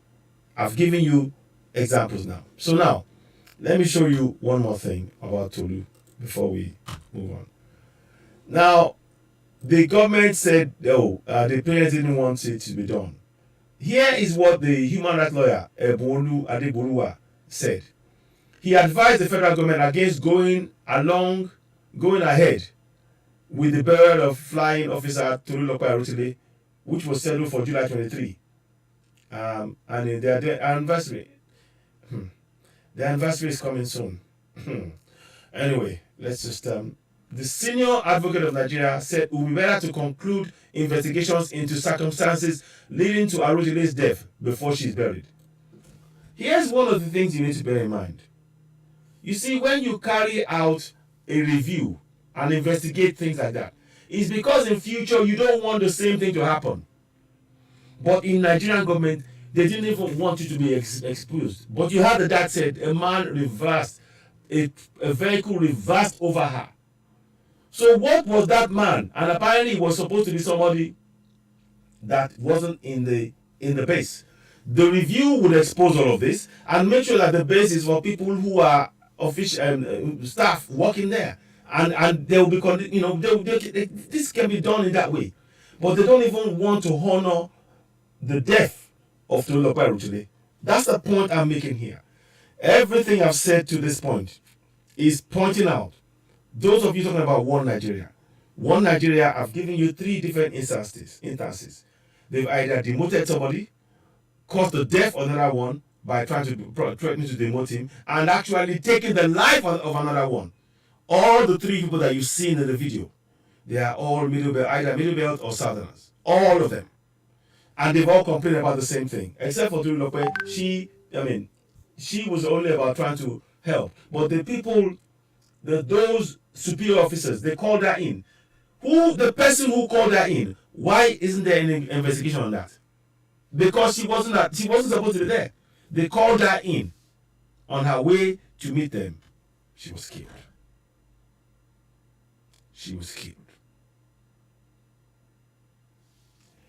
My people, I just want us to be very, very aware of this. And that's why I'm saying one Nigeria is a death trap for Middle Beltons, Southerners, Southwesterners, and Southerners, and Middle Beltons, and everything in between.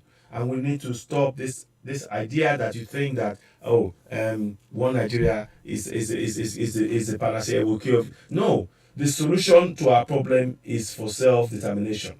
Yoruba nation is here, Biafra is here, Middle Belt is here, and we breathe life into it. We need to continue. Nigeria is killing the best of our own people, of our talents. Nigeria is literally killing our talents. And you cannot dispute that.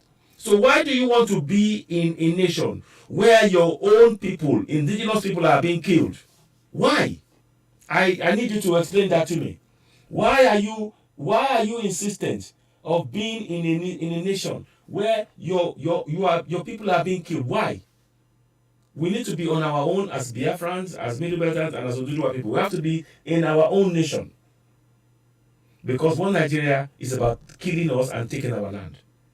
Very, very important. Now, so before I go, I'm going to bring the picture of Tolulope, and we're going to do a minute silence for Tolulope as well. Again, her anniversary of her death is July 23rd. Very interesting. I happened to see this young man, and it reminded me the man that did on J.I.A.D. That one now committed suicide, and it reminded me of her. That's why I put the comparison there. So at this point, let's take another minute and remember Tolulope Arutile. And the anniversary is on the July 23rd, 2023, 2022. This year, July, next month, July 23rd. We're going to mark it on here. But I wanted to do this as a matter out of respect for somebody so young who has achieved so much. But the Fulani government, the federal government took her life. They called her in, and then they reversed a truck over her, a car over her. They reversed it. If you hit something, you stop. They reversed over her because they wanted to take her life. That's your one Nigeria. Wake up. PVC is not the answer. Self-determination is the answer. So let's go ahead. 1 minute silence for her.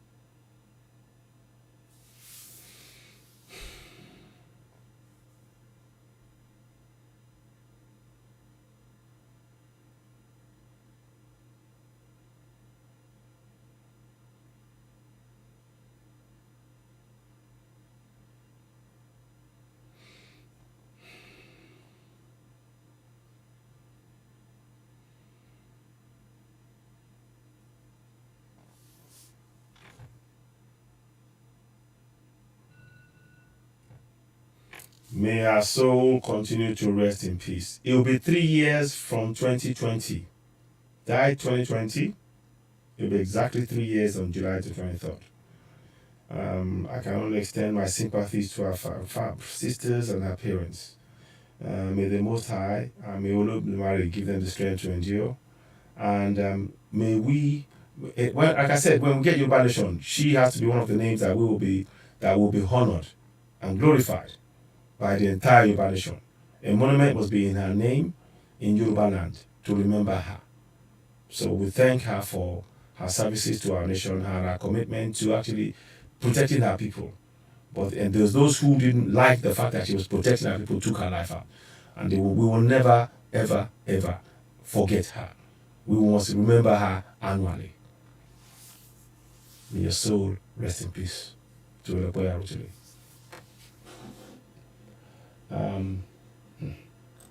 Anyway, yeah.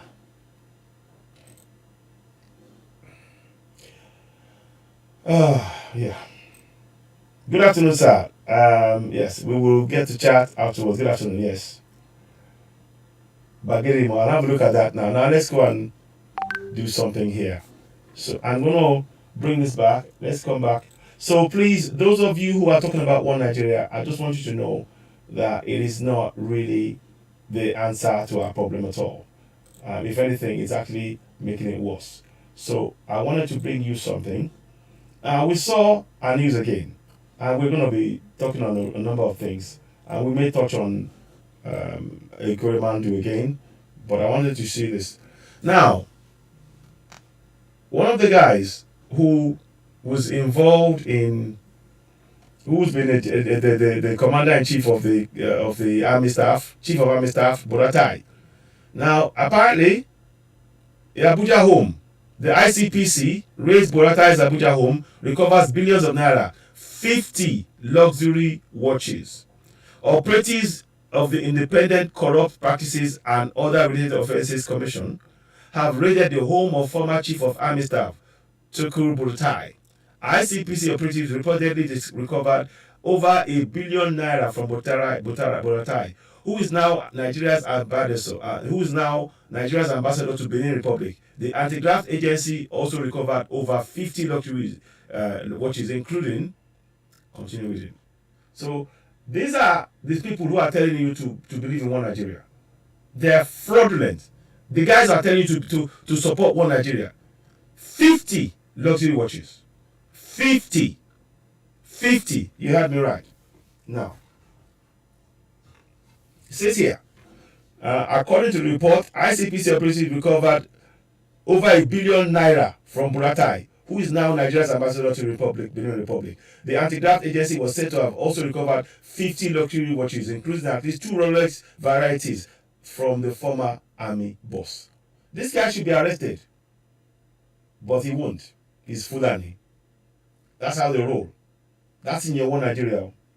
According to sources, Nigerian Financial Intelligence Unit had alerted ICPC when it commenced a probe of an alleged military contractor named Salisu.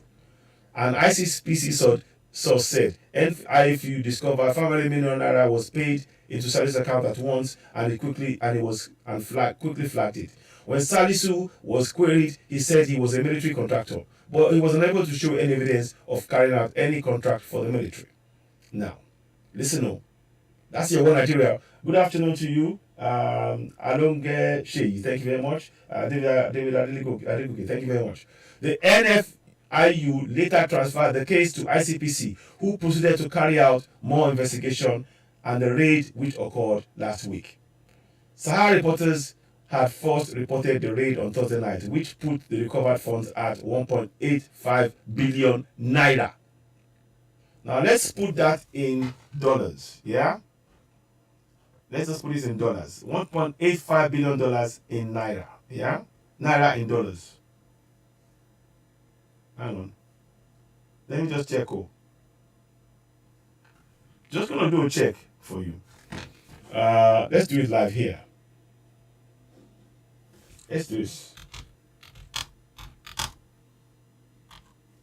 Let's do this right here together. We're gonna do it together.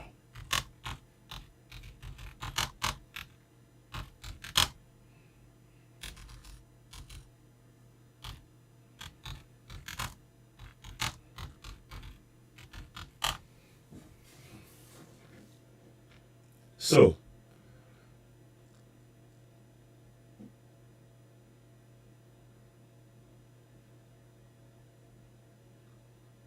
I'm just trying to check what the equipment here. How much is 1.5 billion naira in dollars?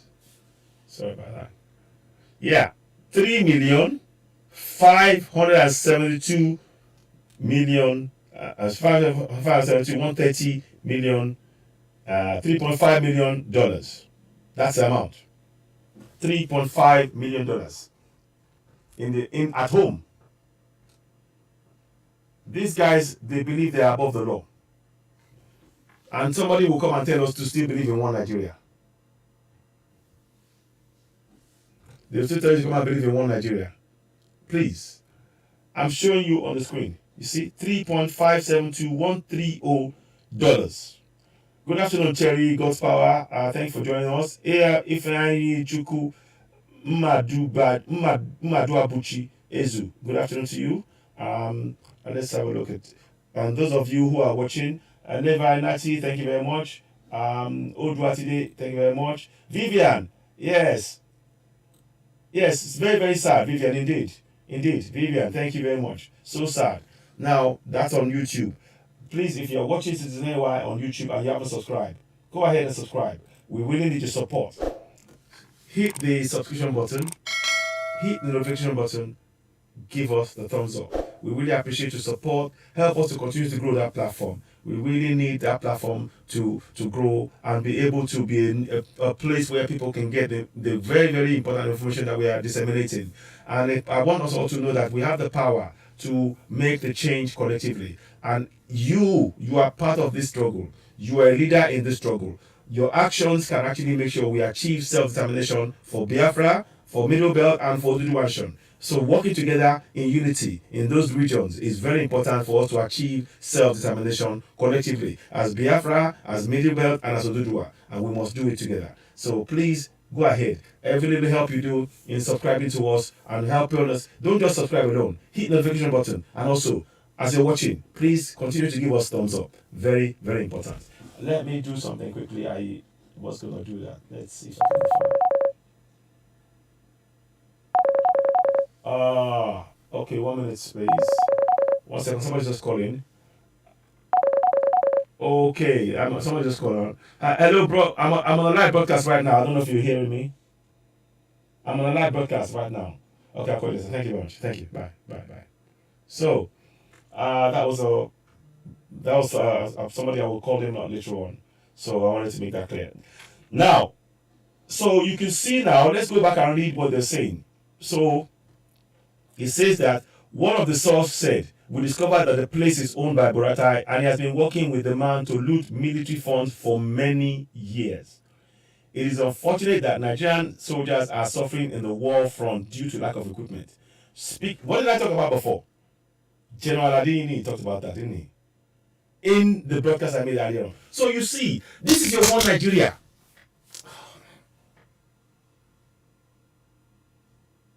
Stop supporting one Nigeria. Just let me read the words again. One of the sources said, "We discovered the place is owned by Buratai and he has been working with the man to loot military funds for many years. The funds meant for equipment has been looted. And where are the funds going? In the hands of the terrorists. It is unfortunate that Nigerian soldiers are suffering at the war front due to lack of equipment." Now let me go and play that bit again. They are thieves. Stop supporting one Nigeria, please. Let me just do that for now. I'll do that because I can get the mission. I can change it later. Let me show you this. I want to show you this. I'm not going to go. Let me just go over that again, because I just want you to see that it is time for us to really wake up. We cannot say, "Oh, I didn't know." It's not good enough. It's simply not good enough. Here we go. So share sound. Okay, let me do this again. You will hear him say to 1 minute again.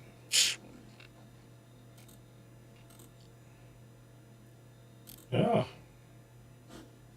We can't do so now. Okay, 1 minute, please. 1 minute. Stop share for a minute. Stop share. Now let's put this because you will not hear the voice if I put it there. So we need to do it another way. Here. Okay, so I got it now. Got it now. Yeah, sorry. Now, what I want you to do is to hear this bit. I'm going back. May their soul rest in peace, those two. Ndayede and Tolulope. Now, here we go. Listen to what he said now. I want you to listen to the beats here. Here. I'll move it up so you can actually get a better. I want you to hear the point where he talks about lack of equipment.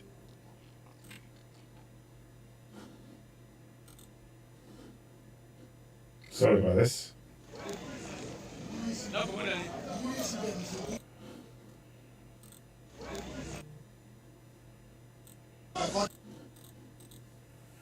Okay, sorry about this. Don't know what's happening there.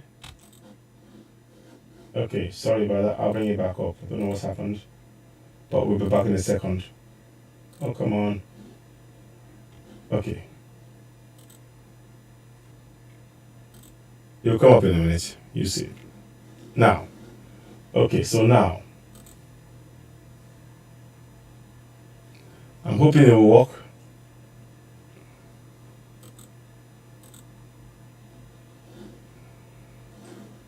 Oh, come on.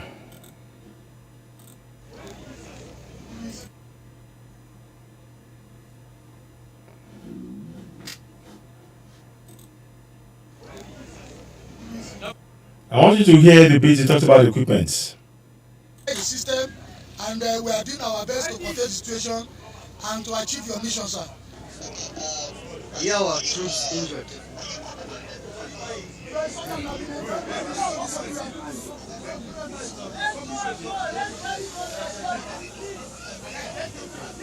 See that?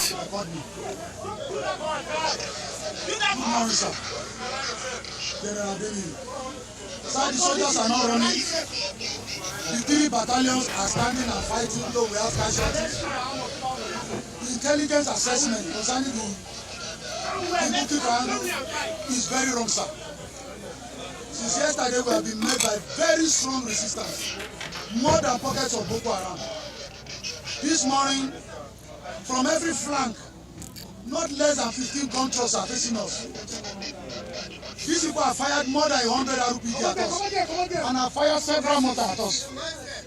And they have fired more than 100 RPGs and so many mortars on us. This is the true situation, sir. I'm here on the ground. This is General Buba here, sir. No any general is running or not leading the men. Sir, look at this soldier. They are not running away. Neither is any of them afraid. We are good to go, but here, now these things are working against us. Yes. Thank you, sir. So, the reason I play that is just to remind us. Sorry about this. Where is it now? I'll be back in a second. Yeah. It's just the reason I play that is to remind us exactly what is going on. Because you can see now, it says here, Nigerians are suffering at the war front due to lack of equipment. And the military, the former Army Chief of Army Staff, Buratai, is found with 1.85 billion naira, equivalent to $3.5 million. What do you think will happen to him in your One Nigeria? For how long are you going to keep saying you support One Nigeria? For how long? For how long, Guy? For how long are we going to keep saying we're supporting One Nigeria? For how long, go? For how long? For how long? We need to wake up. For how long? So now it says here, speaking to the publication, Buraya said no warrant was obtained to search his house. Now, you see, he said no warrant was obtained to search his house. Now, did they obtain a warrant before they searched Olori Sondebo's house? Can you see it? Now, he said, nobody obtained any warrant to search my place, he said. But Bonatai, however, disconnected the call when quizzed on whether or not he was confirming the raid and cash covered the recovery from his property. Can you see? So these people can now claim that about warrant. Did they ask about warrant before they went into Louis Onegbo's house? Did they? Did they? Can you see now? Now they are trying. So now, and don't forget, they still have not paid the 20 billion naira they're supposed to pay to Louis Onegbo for entering his house and killing 2 men. One Nigeria is a fraud. One Nigeria is a fraud. One Nigeria is a fraud. Please wake up.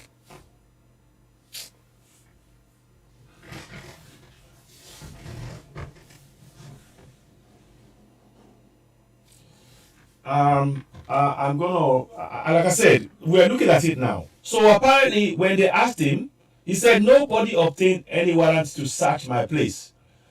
When they quizzed whether or not he was confirming the raid of the cash from his property, he dropped the phone.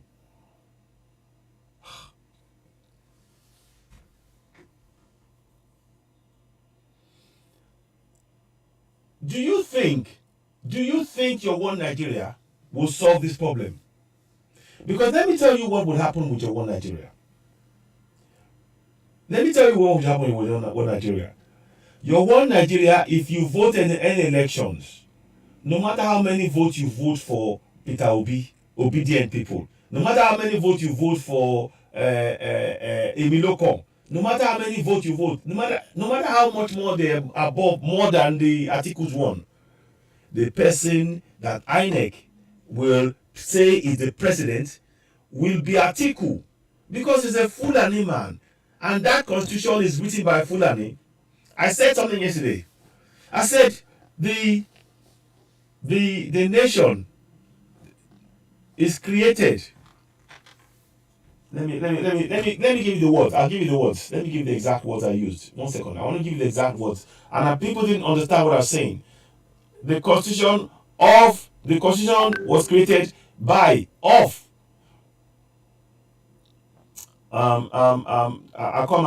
give you the exact words because I posted it here. So now it says INEC was created indeed of the Fulani, by the Fulani, for the Fulani. I posted that yesterday. And that's what I mean. INEC was created under promulgation decree number 24 of 1999.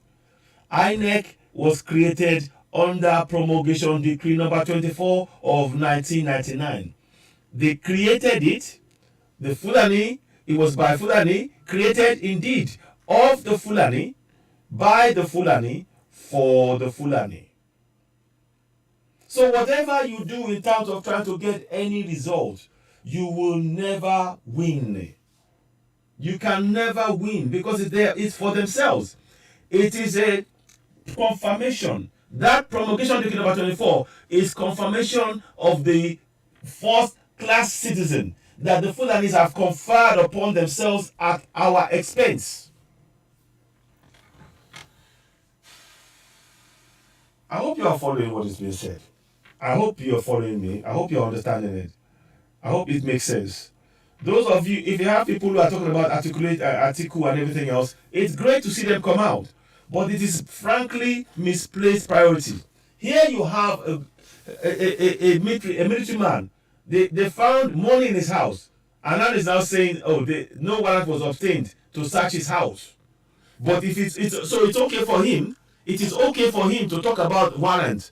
But Oloye cannot talk about that. He's had to leave the country. Oh. My people, we need to wake up. We need to wake up. And as you all saw, Ekweremandu has been remanded in the UK. Let me see if I can get some updates on that for you all. Let me see if I can get that up. But like I said, everything I'm showing you now.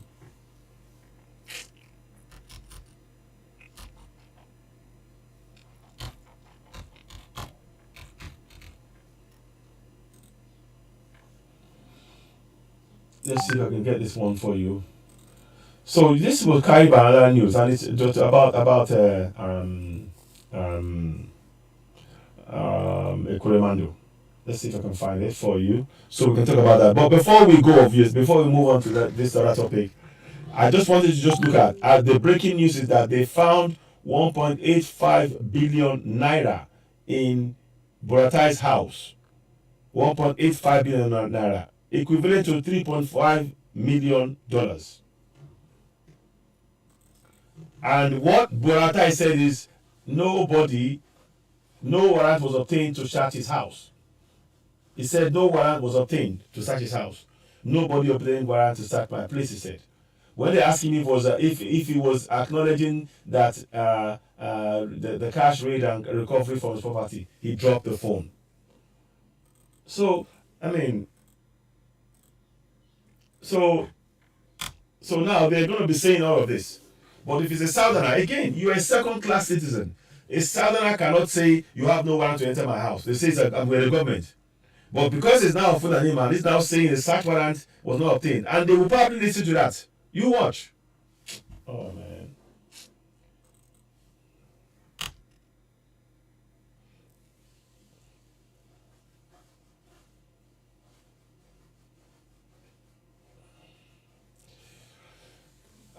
I say it again. We need to wake up. We need to go for self-determination collectively. That is our goal. And everything that we do in our program is to raise that level of awareness, to make sure that in the end, it is only us who can free us. It's only us. If you're waiting for UN, UK, and that's a big US, whatever you want to ask, unless we collectively stand up and go for this self-determination and ensure we bring it to life, because our people on the ground, we're asking you, part of the plan is to set up this community action plan against terrorism in all our communities, from the middle belt to the south. We need to have an integrated community action plan against terrorism so that we can protect ourselves, because these guys don't care. They don't care about your lives. Even those of you who think that you are getting crumbs from them now, when they come to the time, your life means nothing to them. Look at the judge that was killed. The judge that was killed a few days ago in I think in southeast. Now,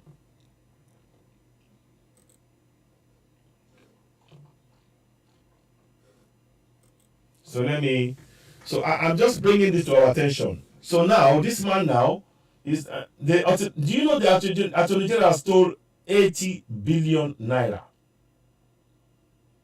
and is on remand. He stole 80 billion naira. Accountant General stole 8 billion naira. Let me show you.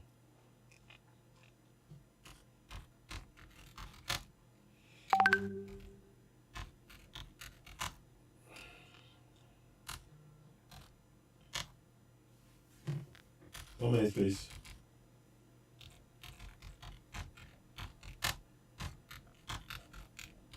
One minute, please.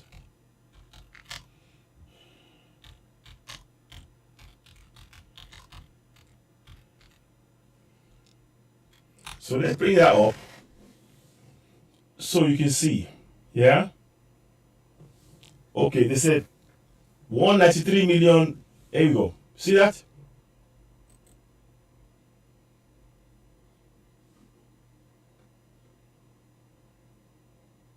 Ahmed Idris. See that? Nigeria's anti-corruption agency. Again, this is all talk. Nothing's going to happen to these guys. That's your one Nigeria. Let's go for self-determination. One Nigeria, they're just looting. They are not looting galore. They are not looting galore. Let me see if I can find it. So let's read that briefly.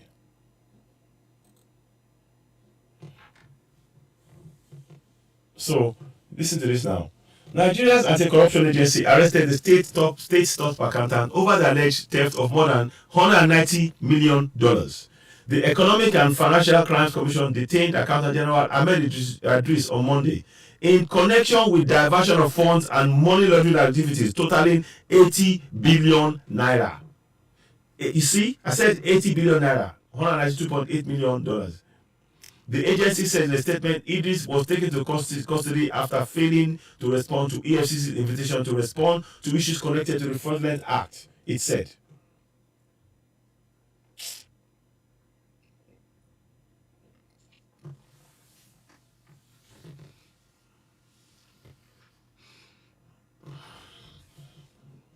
Now, let's go and have a look at one more if I can find.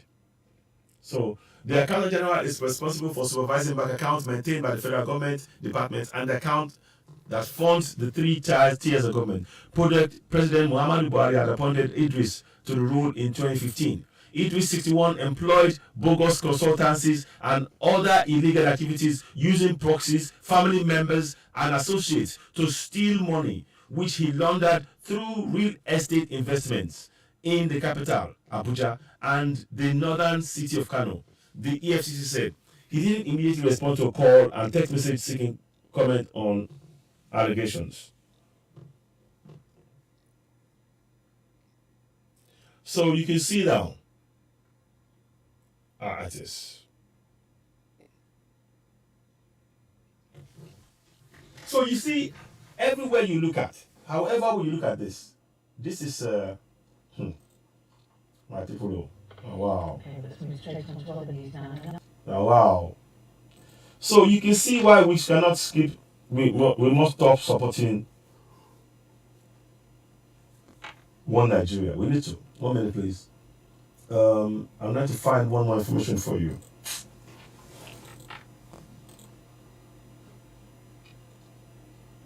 Now, here we go. Listen to this now.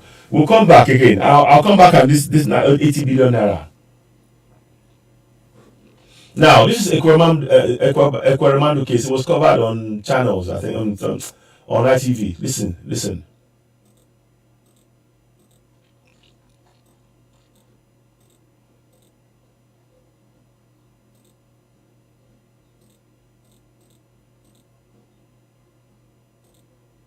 Now, watch this now.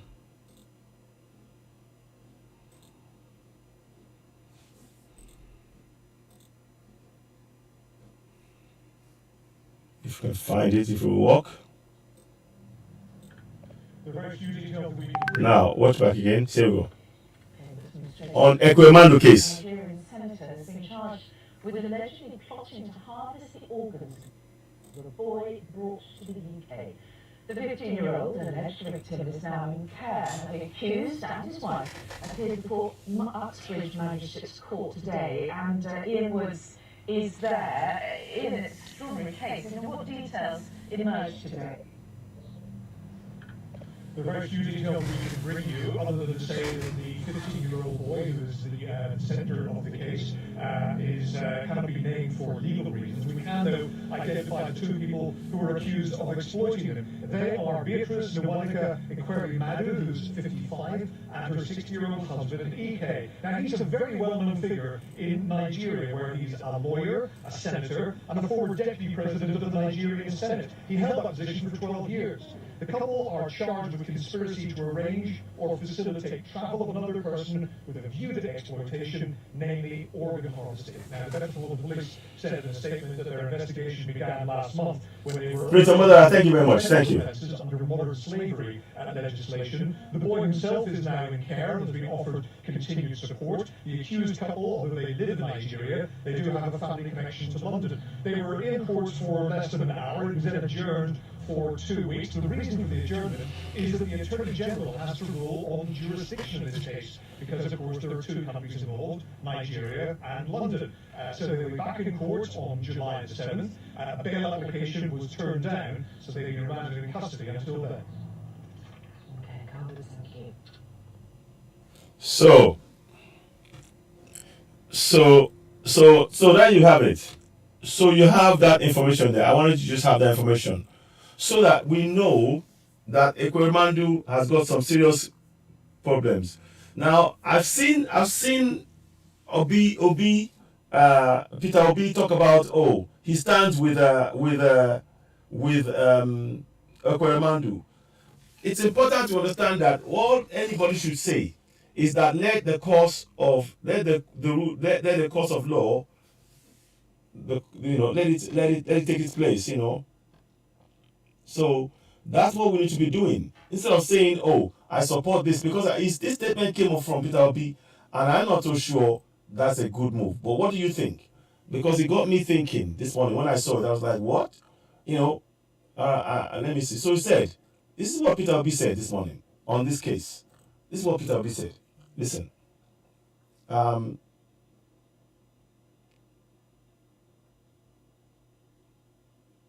Peter Obi said, my family and I are with Ekweremadus over their travail. We join all men of God in praying for the healing of their daughter and commit them into God's hands for justice to be done. Wow. I don't know if you've been following this case, Peter Obi. I don't know if you've been following this case. It's good to show compassion, but what you should be saying is that, in my opinion, you should say, shocking news this is. We, however, trust that in a country with a rule of law, where the rule of law prevails, the case will be heard fairly, and that's all I can say on that. Because they took a 15-year-old harvest organ. This is about organ harvesting. My goodness me. Organ harvesting. And we need to really be asking ourselves, those of us that are quick to hail somebody, I hailed you and all this stuff. We need to be very, very clear. This is one of the reasons that when we have Yoruba Nation, people would have to be able to explain things to us about the means, how they came to the means of the wealth that they possess, and those are the kind of things that to build a new nation. Because Buratai looting they found in his home 1.85 billion naira. Attorney General stole 80 billion naira, and now Ekweremandu organ harvesting. I'm sure there's some money involved in that. We don't know. I mean, This is, I don't know how you see it. How do you see it? How do you see it? Do you want to call in? Let me see if I can put the number up. If you want to call in, let me see if I can put it up so you can get. 1 minute, please. So I want to make sure I got this right. So the number is up. +44 739 580 606. If you want to call in. If you wanted to make 1 or 2 statements about everything you've had so far, from the fact that the military are targeting and taking out Southerners who are very good at providing protection for all of us, but they don't want that. They want the terrorists to prevail and come and attack us. That's one. We talked about Undiayede. And finally General Adeniyi. So these are things that we need to really be looking at. Why is it that we're happy to accept this nonsense from these people? We need to put a stop to it. One more thing.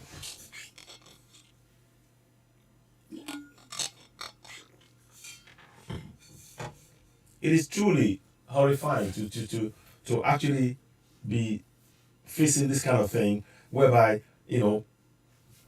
organ to harvest the organs of a 15-year-old, and apparently he's been treated very, very badly, so he escaped, from what I understood. Let me see. There was a broadcast that I'm going to try and show you from yesterday that talked about the young boy having to escape. So let's have a look at this. Let me just give that to you so you can see it. I want to bring this Citizen AY broadcast so you can see that because it's on there. but this we're doing live. So let's do this. Please subscribe to Citizen AY on YouTube and of course on Oduduwa TVRadio. Let's bring this together. Switch account. Okay. So please continue to subscribe. Hit the notification button and of course give us a thumbs up. It's very important. Okay. One more thing. I want to just check something. We started. Okay. But I want to check. It's because it's on there. But this we're doing live. So I want to check something about the program broadcast yesterday because we have to bring that to you. So here we go. Now. So it's better, much more fuller picture. Now here we go. So you can see that on Citizen AY on YouTube. But there we go. We're gonna hear it now. Got a developing story here. British Magistrate Court sitting in Oxbridge has remanded former Nigeria Deputy Senate President Ike Ekweremadu and his wife Beatrice Nneka Ekweremadu in custody after their arraignment for allegedly conspiring with others to bring a child to the United Kingdom to harvest organs. The other person with a view to exploitation. Between August 2021 and May 5th, 2022, within the jurisdiction of the court with a view to exploit the person contrary to Section 2, Subsection 1 and Section 5, Subsection 1 of the Modern Slavery Act 2015. Ekweremadu's wife was also accused of conspiring to arrange or facilitate travel of another person with a view to exploitation. All right, Arise international correspondent Adefemi Kesa joins us live in London. Adefemi, good afternoon to you. Thanks so much for joining us. Can you give us a rundown of what has transpired so far from the courthouse? Thank you, Rotus. It's a very concerning story.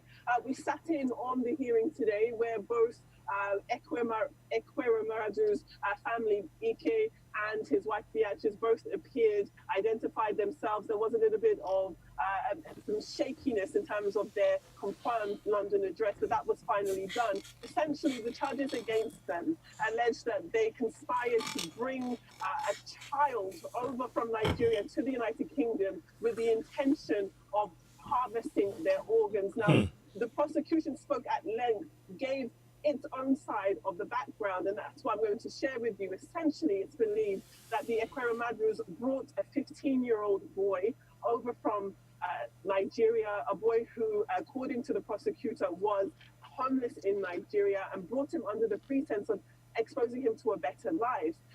It's believed that the family procured a passport for him that showed his age as being 21 years old, though it later emerged that he was in fact 15 years old. And when that happened, when he disclosed his alleged correct age to medical professionals at the Royal Free Hospital, the initial plan for this organ transfer was cancelled. Now, what we've also found out is that listen, did you hear that? So they used a false passport to say he was 21 years old. When they asked him a question, his age was younger, so they cancelled the organ transplant. Wow. Listen. Let's listen on.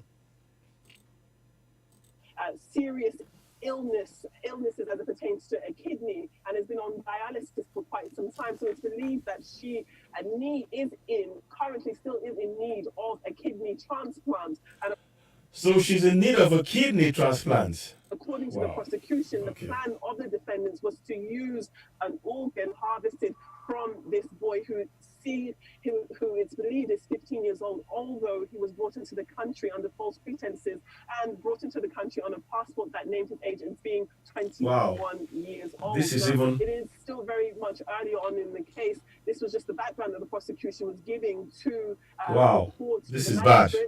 And the defense lawyers, there was a defense lawyer for Mr. Ike Ekweremadu himself and that of Beatrice's wife. They both had separate legal representation, but essentially they both wanted to be released from custody and have their persons kept in the UK while they await the next part of this case. Now, their legal representatives did say that they had already surrendered their passports, had been given serious status as pertains to their immigration, so they wouldn't represent a flight risk according to their lawyers. But the magistrates, who took around 10 minutes to deliberate before coming back, disagreed with that option and did believe the defendants to be flight risks, and as a result have kept them in custody until the next trial date, the next case date rather, which will be the July the 7th. Some more information, Rotus. It's believed that when the couple were arrested, this was just on Tuesday, the 21st of June, they were arrested at Heathrow Airport on their way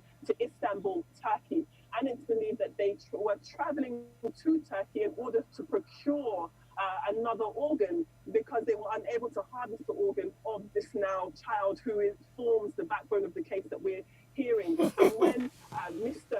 Ekweremadu was arrested, it's believed that there was $20,000 he had in his possession, which has also been seized by the court. Wow. Going back to the alleged child and the alleged victim of this case, it's believed that when he truthfully disclosed his age to the doctor at the Royal Free Hospital, that doctor obviously cancelled the procedure, and he was taken back into the custody of the family, who it's believed treated him, according to the prosecution, like a slave, made him sleep on the sofa until he escaped from that home, slept rough for 2 days, and then found his way into a police station. And that's when the police investigation started.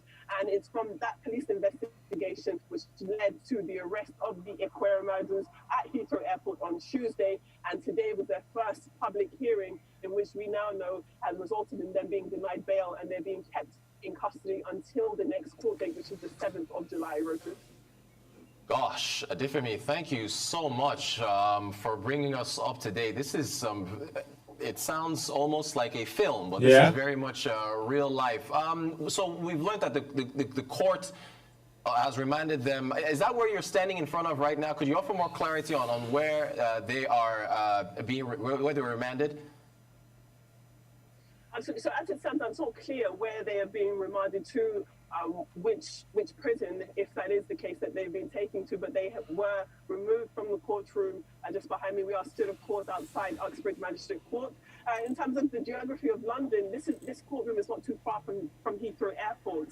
So it's loosely believed that when they were arrested on the grounds of the airport, this would be the closest magistrate court or the court that was able to take this case today. And it's believed that this will be the scene for the next hearing, which will be July 7th. So we are stood outside Uxbridge Magistrate Court, and we sat inside during the entire hearing, where we saw both defendants, EK and Ekweremadu. Are you all listening? Into the court. They did not say anything other than to confirm their names. There was a bit of a discrepancy as it pertains to their address.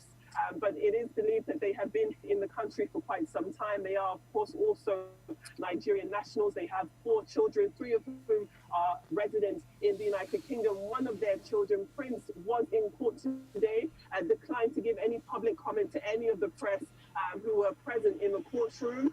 He spoke at length with his mother's legal defender before he emerged from the courtroom about an hour ago. Again, not giving any type of comment to the police and to the press. We sat right behind him during the bail hearing. His mother, as I said, neither of the defendants spoke other than identifying themselves and giving their addresses. But his mum did have her head in her hands for quite a significant part of the hearing while they were hearing the descriptions from the prosecution and, of course, the defense. Now, at the very beginning part of this hearing, there was a little bit of going back between jurisdictions, because obviously this case allegedly starts in Nigeria, where this boy allegedly was brought into the UK under false pretenses. So the prosecution did want consent from the Attorney General to prove that the Crown Prosecution Service could prosecute this case, and that's what we're waiting on, just that little bit of clarification. But as it stands now, it is both of those defendants, the former Deputy Senate President Ike Ekweremadu and his wife Beatrice, remain in custody tonight, and that's believed to be where they're going to remain until the 7th of July, Rosa. Wow. Thanks, Adifemi. So what happens on the 7th of July if they're... So they're going to be remanded until the 7th of July. They've been refused bail because they pose a healthy flight risk. When they turned down when the boy said he was 17, they stopped the kidney operation in London here. So they want to go to Istanbul to get a kidney donor, and then they found with $20,000 or pounds. I'm not quite sure. I mean, let's listen on. Let's listen on.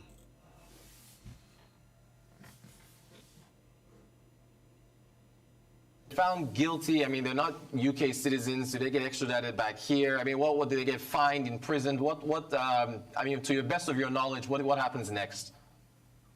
It is very, very early days yet. It's also worth noting that this hasn't even been a point where either party has entered any type of plea. What we have here is a hearing for bail. They've been arrested by the police, and this is their first court appearance, and they've sought to try and be released into their own recognizance, to be able to be released, at home, and that wasn't the case. Their lawyers proposed the idea of them being tagged electronically. They had already surrendered their passports and their funds. Their defenders saying that they did not pose any flight risks, but as we've heard, the magistrates didn't agree, and they are going to remain here. When we do come back to court on the 7th of July, then it's expected that there will be a bit more clarity as it pertains to the Attorney General's decision whether or not consent will be given and how this works, because the bulk of this case, of these alleged crimes, have taken place within the United Kingdom, and they both obviously have legal reasons to be in the country. So at this point, it's very unclear what specifically the immigration status is, other than the fact that we know that their passports have been surrendered to immigration authorities and they're going to stay in the care of the United Kingdom for the foreseeable future, or at least until July the 7th. But it is very early days, Rochas. It's not a point where they're giving any type of guilty or non-guilty pleas. This is just a formal reading of the charge against them, one charge against each of them, and hearing their names, their identities, where they live, and the background of the case, which objectively is clearly quite harrowing. Harrowing, that puts it lightly. This is really shocking stuff. But thank you. At least you're there, so we'll get the updates from you. Has there been any word on the boy's family, relatives, or anything, or is this just a homeless person that was just picked up from there? Do you have any information at all on anything about this young boy that they brought over?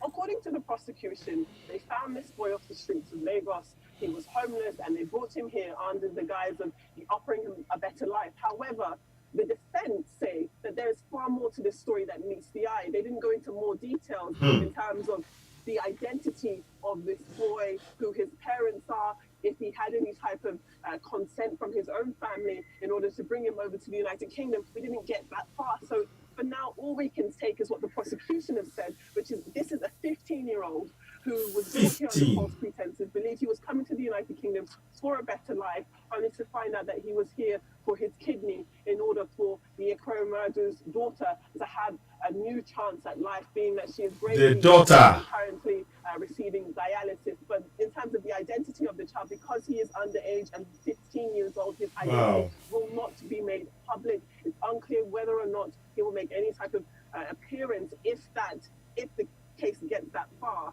But as it stands now, this is a child who, according to the prosecution, was brought over from Nigeria, given an illegally obtained passport, which showed his age to be 21. Illegally obtained passport. Whether or not his age has been independently corroborated or verified, we haven't heard that yet. All we've got to go by is what the prosecution has said, which is he's 15 years old and brought here under false pretenses.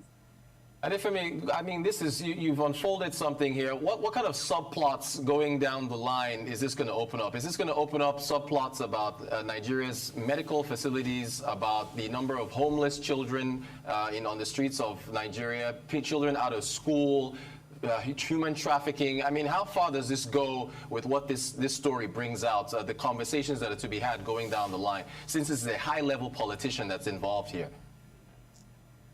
Reuters, according to the charges, they center on exploitation. And it's clear that at this point we have to continue reminding the public that these are just charges. There have been no convictions, no pleas have even been entered. So as it stands now, it's still very, very early on. But it does beg questions about health, of course. We have no health care. Aside from this alleged victim is the daughter of this family, who is gravely ill and is in desperate need of a kidney. And again, aside from the story pertaining to this 15-year-old boy, when the Ekwemeradus were arrested at Heathrow Airport on Tuesday, it's believed that they were trying to exactly, Vivian. They should donate the. Where authorities say that they've seen messages and pictures showing that, or leading them to believe that the family were in the process of procuring another kidney from a donor in Turkey, which is why they were on their way there, and could be the reason why Ike Ekwemeradu, the former deputy Senate president, was in possession of $20,000 in cash. Adefemi Akisa, Arise International Correspondent, thank you so much for bringing us up to speed. Very in-depth reporting from you on this incredibly shocking story coming out of the UK. Thank you so much, and we'll keep coming back to you for more updates. Really appreciate your insights. All right, that's going to do it for the... I don't know what to say. To be honest, I don't even know what to say. Let me do something. Let me do something here. So, I mean, yeah,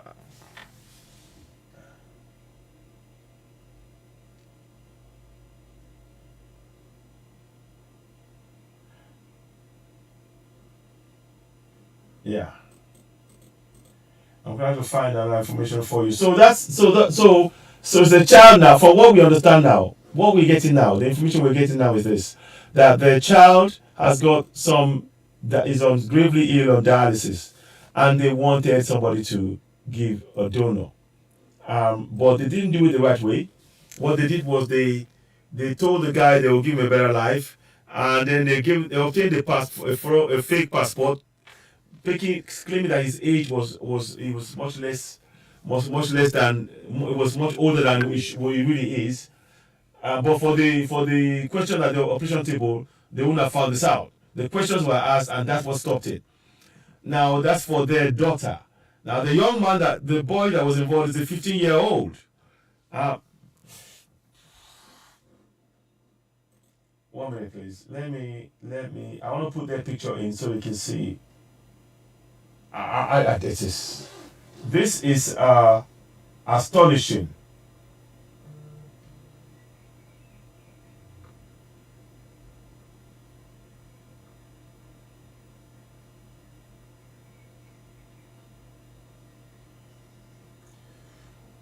Let's see. Is it this one? I don't know. I'm trying to find a picture so you can see it, but no, it's not that one. It's not that one.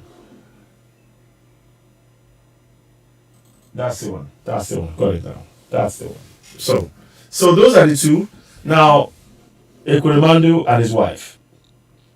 He's 60. She is 56, from my understanding.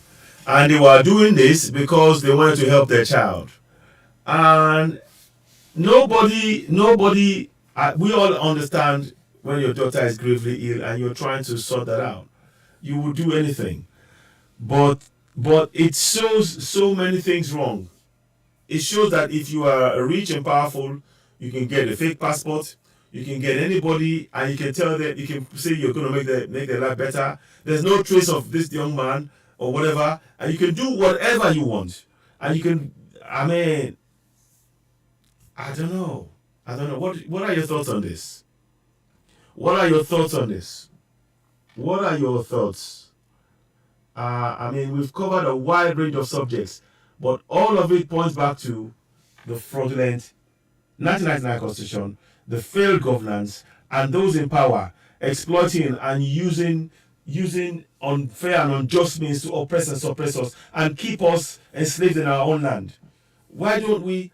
The money, can you imagine all the money that I talked about? 1.85 billion naira they found in Buratai's home. We talked about the 80 billion naira stolen by the accountant general. Now we're talking about 20,000 naira cash on the hands of Ekweremandu, about to go to Turkey to try and get the operation done for his wife, for his daughter. And of course, let's not forget, the young man was maltreated, mistreated badly. He ran away from that place. And you're still talking about one Nigeria. Wow.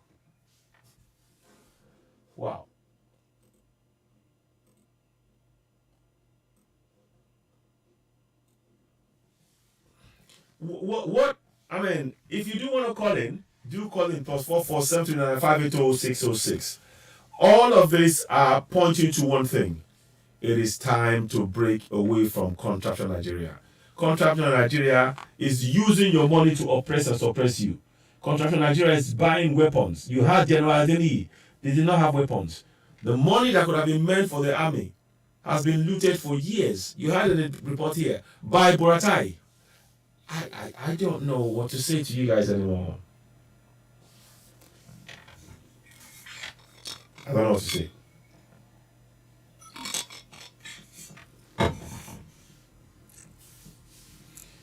We need to go for self-determination. We must. I am.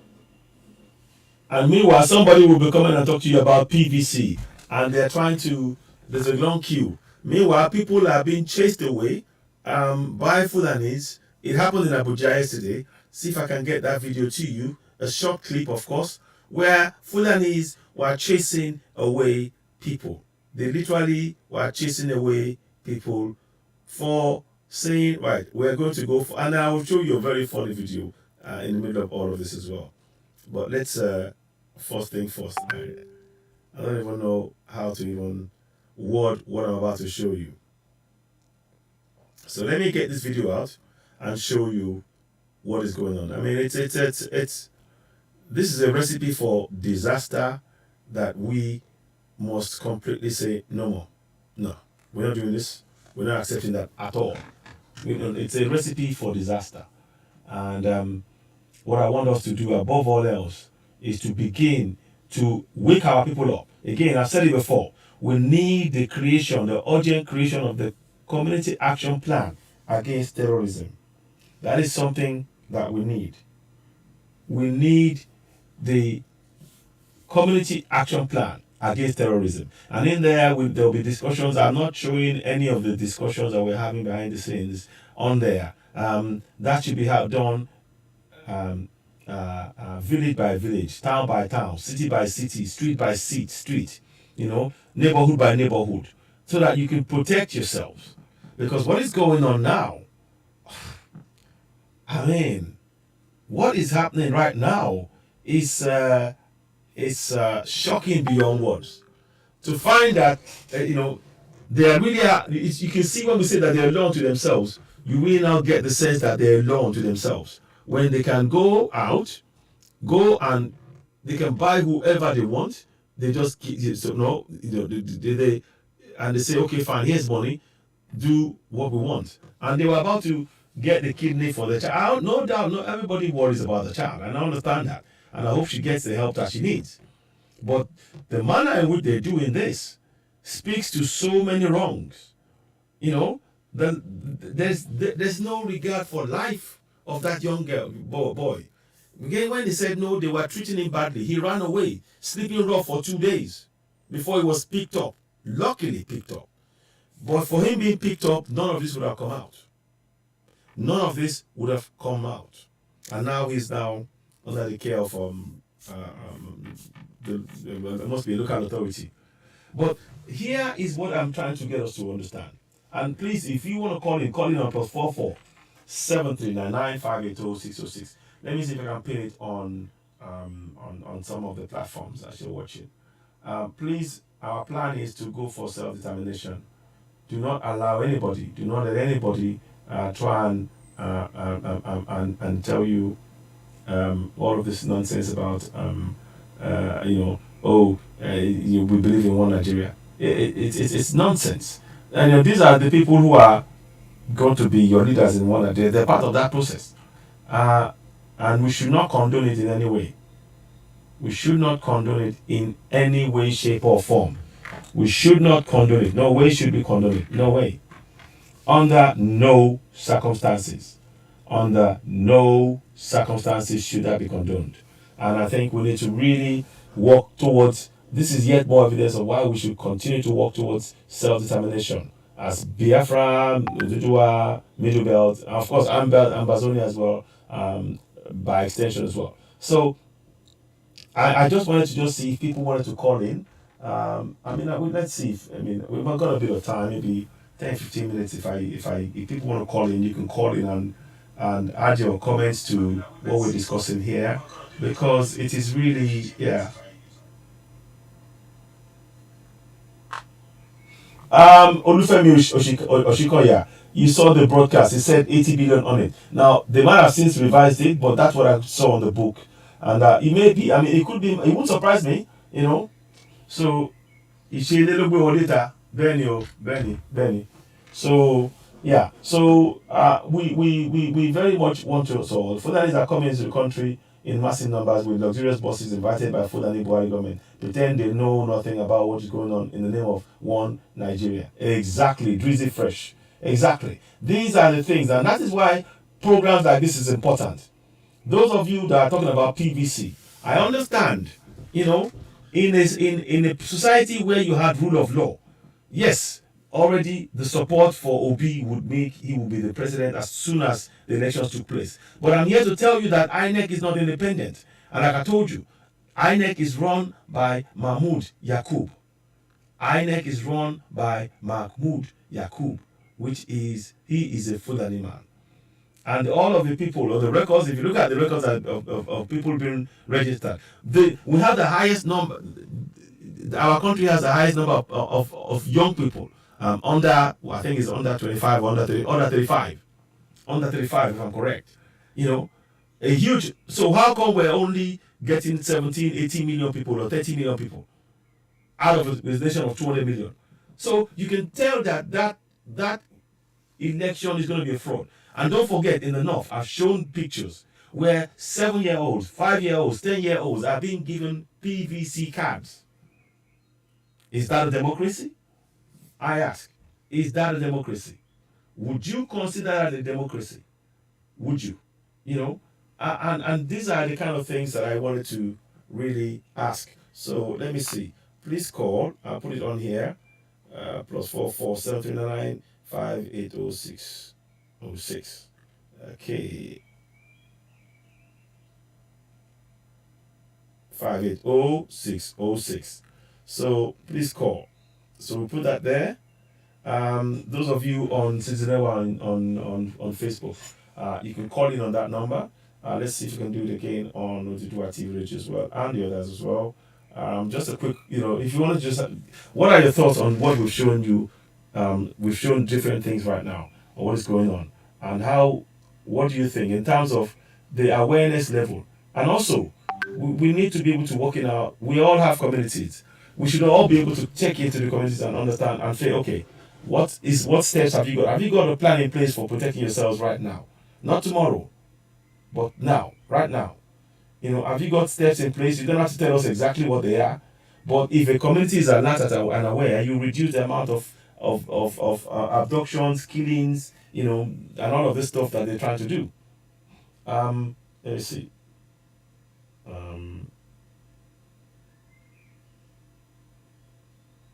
So I'm going to put that there. So pin it on here. So we'll do that. We're just going to pin that. But what I wanted to do was to ask you all, you know, from what you're seeing, I mean, this is a failed nation. Wouldn't you agree? Won't you agree that this is a failed nation? Oh, sorry. It's gone hot again. I don't know what it is. Okay. So I may have to go off and wrap up. Like I said, I got about 10 minutes or so before I wanted to go and do one or two things. But I want to thank you for joining us. And I'll be back with more updates later on things. Let me just check before I wrap up. I may have to.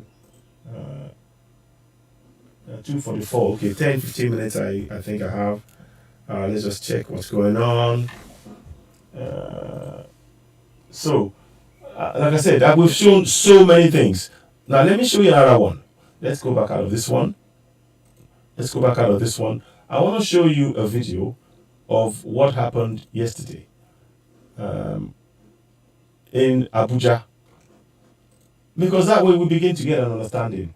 There might be a glitch here and there, making things a bit jerky. But I'm going to try and let you have this information nonetheless anyway.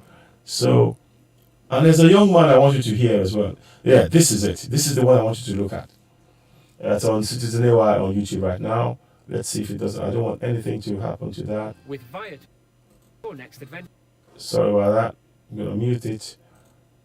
I don't want that there at all. So quickly, that's not what should be there.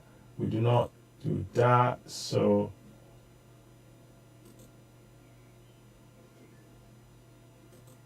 okay, 1 second. I'll bring that up. So now I want you to see this broadcast. Those of you talking about one Nigeria, you need to understand that the Fulanis who've imposed themselves by putting 12 states, making 12 states Sharia compliant without seeking our approval, they're not the people you want to be with in a nation. They're not.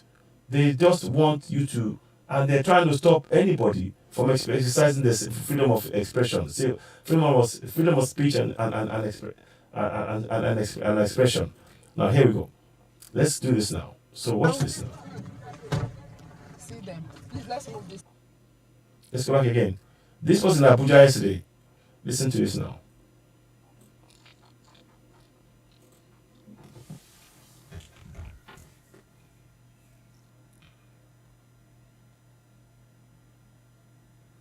So let us see what's going on. So hopefully it should work. Now here we go. Beg your pardon. It's a little bit a tad slow, but we've been registering and we're having a peaceful registration since morning until these Muslim men came in and they called that Harina, meaning Christians, are here gathering. Look at them. See, these are Fulani men, Muslims, chasing them away. As you can see them, we have to quickly leave so that we will not endanger our lives. See them. See? See him. Maybe it's now. See them. Please, let's move this thing so that we enter. See, they're afraid of their life because they could turn on them at any minute. See?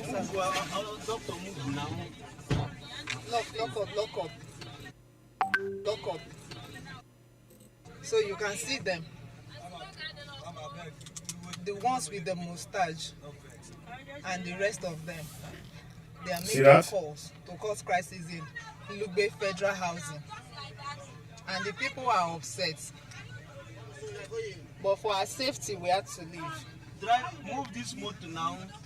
The person come meet us for road.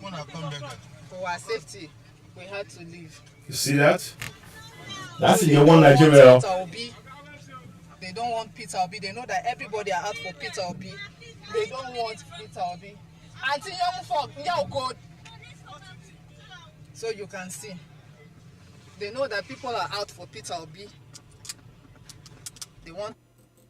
So I'm showing you all of this so that you get an understanding of what is really going on and why we can no longer continue supporting this idea of one Nigeria. I'm going to change tack slightly. This young man here, I want you to listen to his words. I got to speak to him yesterday, and let me see if I got 9 minutes. Is it 9 minutes? Let's play this for a few minutes, and you listen to his words. We're halfway. Sorry about that. No. Okay, so now. So this is a young man, Olutosin. Oloruntosin Sadiq Shanusi. Listen to his words. It's a poem, powerful, about our constitution. Listen, I'm the one reading it out, but I want you to listen to this. So I will play it and I will mute myself. Please go ahead and subscribe, hit the notification button and give us a thumbs up right now. Here's what you need to do. Just a quick reminder. Subscribe, hit the notification button, finally give us the thumbs up. Very, very important. Welcome. Subscribe to Citizen AY. Now, here's what I'd like you to do for us. One second. Now, I am going to read to you a poetry by this young man, Oloruntosin Sadiq Shanusi. Brilliant poetry. Don't mind if the words don't look right 100%, but they are right. They are there on the screen, and I'm gonna even do so. I might even alter some things as I'm doing it live on screen right now. The reason I'm doing this is just a quick, brief explanation of what this is about and why it's important, why we should support Sadiq. Very, very, Ọlọ́run tó sìn Sadiq. Let me do something quickly. So I want to make sure that this thing really sits well. So just give me a minute, because I want to make sure when I'm reading it, it's really clear and there is no, it just reads through. He wrote this, he composed this, very, very relatively quickly. I wasn't expecting it, but the message in it is very powerful, and I want you to focus on the message. Now, why am I talking about this? A lot of our youths these days, because of the economic situation, they are asking for our support financially. That's fine. How many are we going to help? How many? How many can we help? Although, one person calling, 100 people are calling, they send me text, they request and everything else. We can't help everybody. But what we can do is help everybody as much as we can in terms of showcasing their talent. I believe that this young man is a talent. What you see in front of you, these are his words. That's why I put it there. The poetry I'm about to read is called My People by Oloruntosi Sadiq Shanusi. Now, the reason I'm saying this is this. If you feed a man, if you give a man fish one day, the next day he's hungry, he will come back and ask for more. But if you teach a man how to fish, he will thank you forever because you give him independence. That's what we need to do. It's not always all about money. It's about how we can give our people the possibility to free themselves. This is a gift that no money can buy. A gift that no money can buy. And that's what I think we need to be doing. We need to show our kids, our coming generation, that their talents, and showcasing talents like this is very important. There are many people with many talents that we can bring forward. And here is one such. And I want us all to listen to it. Now I'm going to read it to the end. And, please do share this broadcast. Once again, I ask you, as you're watching this, don't forget to go ahead and subscribe to Citizen AI on YouTube, the platform where we speak truth to power. So here's what you need to do, just a quick reminder. Subscribe to Citizen AI, hit the notification button, finally give us the thumbs up on the platform. You will help us reach more and more people. And by reaching more and more people, you will be helping the likes of Oloruntosi, Sadiq Shanusi, to be able to reach their goal. Because what we want to do is, after reading this poetry, we would love to hear back from people. We want to hear back from you.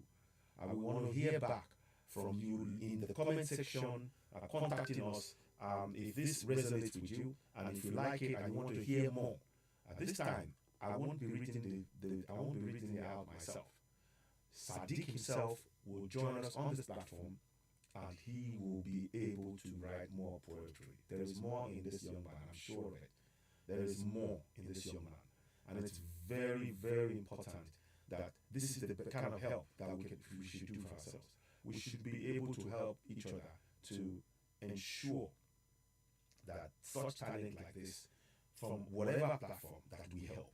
And that this is a better help than, even if you give him 10 million, it will never match just the showcasing of his talent. Let his talent speak for him, and let's support him. We should do that. And this goes for every single talent. And we can do this. We have a lot of platforms. So this is how I look at things.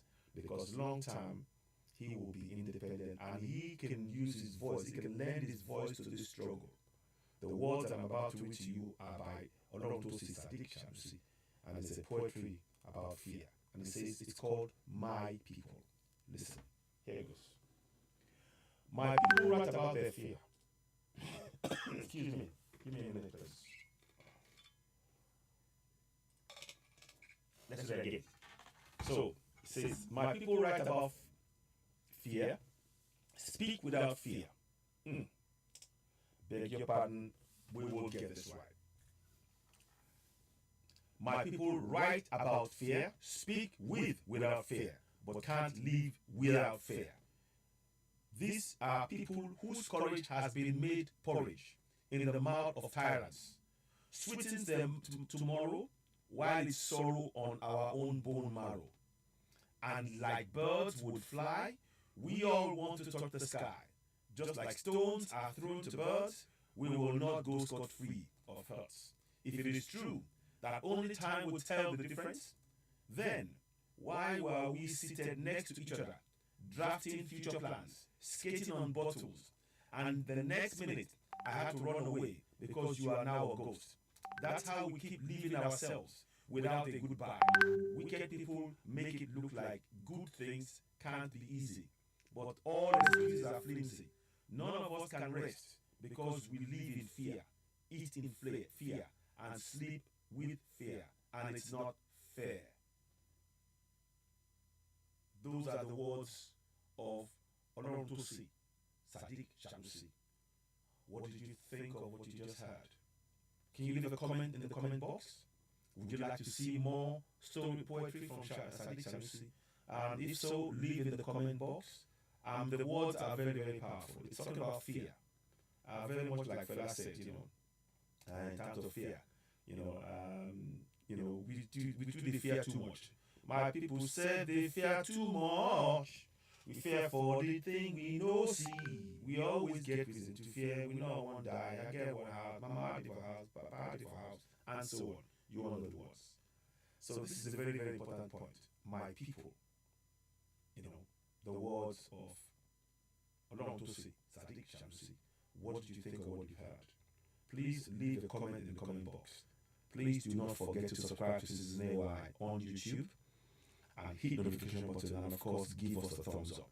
It's very important you help us share this podcast to reach as many people as possible. And this platform is here to help our people. It's not about finance now. No matter how much finance you give one person, they will run out and they will ask for more.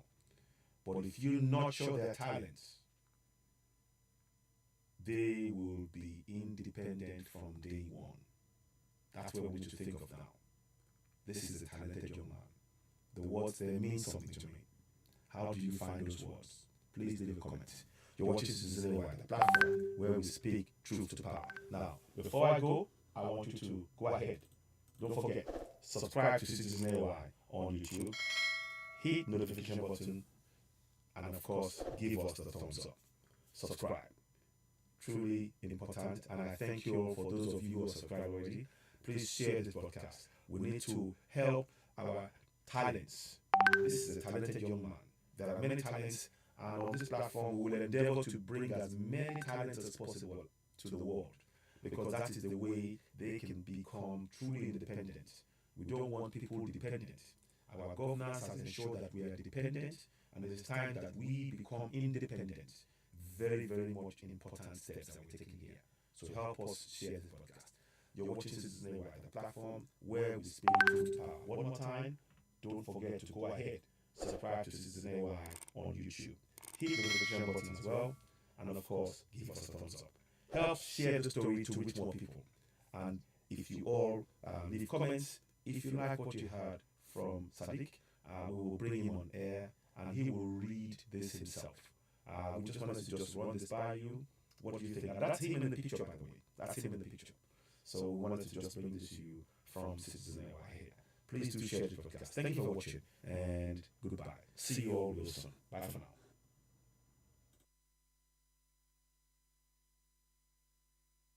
Are you one of 9 million EasyJet customers who could be set to receive up to £2,000 in compensation?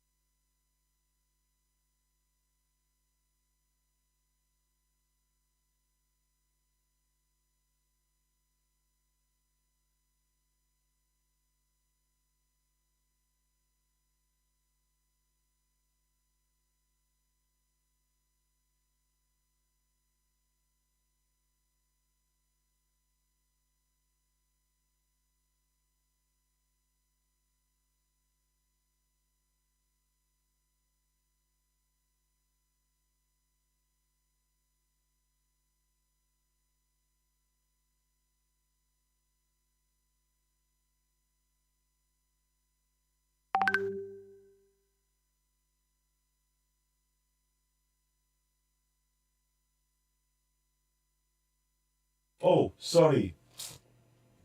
Sorry. When the broadcast finished, I forgot. Yes, thank you. So nobody picked up, and I was a bit. So before I go, sorry. Yeah, thank you very much. I always like to check the screen, so I'm so please. One of the things I want us to do is to understand that with everything we've shown today, we've showed a lot. We covered a wide range of topics from security to finances to organ harvesting, and all of it shows that Nigeria is a failure, and the fact that our lives are not safe or secure in continental Nigeria. We need to break away from that contraption. We must dismantle it. So it is you and me working together. We need to work together in unity and achieve the common goal. You have a role to play in your community. Please, if you haven't set up a community action plan against terrorism in your community, do so now. Community action plan against terrorism. Let me quickly show you what I mean. If I can find it, I'll show you that, then we can wrap up. This is what it is. I'm just going to show you basically what this is about, because it's very important. I believe it is something that we need to do. And please never believe that we don't have what we need. You use what you want to get, you use what you need, what you have. Let me say it again. You use what you have to get what you need. Right now, we can use what we have to get what we need. And community action plan against terrorism is a bedrock of that. When you have that in place, everybody in the community is alert and aware as to what they do, what they will do when something takes place. And when there's an attack of any kind, everybody will be part of that process. So we urge every community from the middle belt to the south to set up a community action plan, because the terrorism, the attacks and the killings, you've had the police officer, as soon as they arrest or arrest any Boko Haram terrorist, they get a call from them, and they hand them to their superiors, and next minute those terrorists are sent back again, attacking the same military men, and that may possibly killing them because they're getting more firepower. So right now, you cannot trust the army, you cannot trust the police. You need to depend on each other as a community. Coming together as a community and having a community action plan against terrorism is the best way to guarantee your safety, the safety of many of you in your community. We need that to continue strongly. So that's the message I want to leave as we're going now. I want to thank you all so very much. And let me see if I'm able to do one more. No, I'll do that next time. But I want to thank you so much for the time you spent on this podcast. I appreciate you all. We'll be back later on. We're trying to make sure we give you as much updates as possible.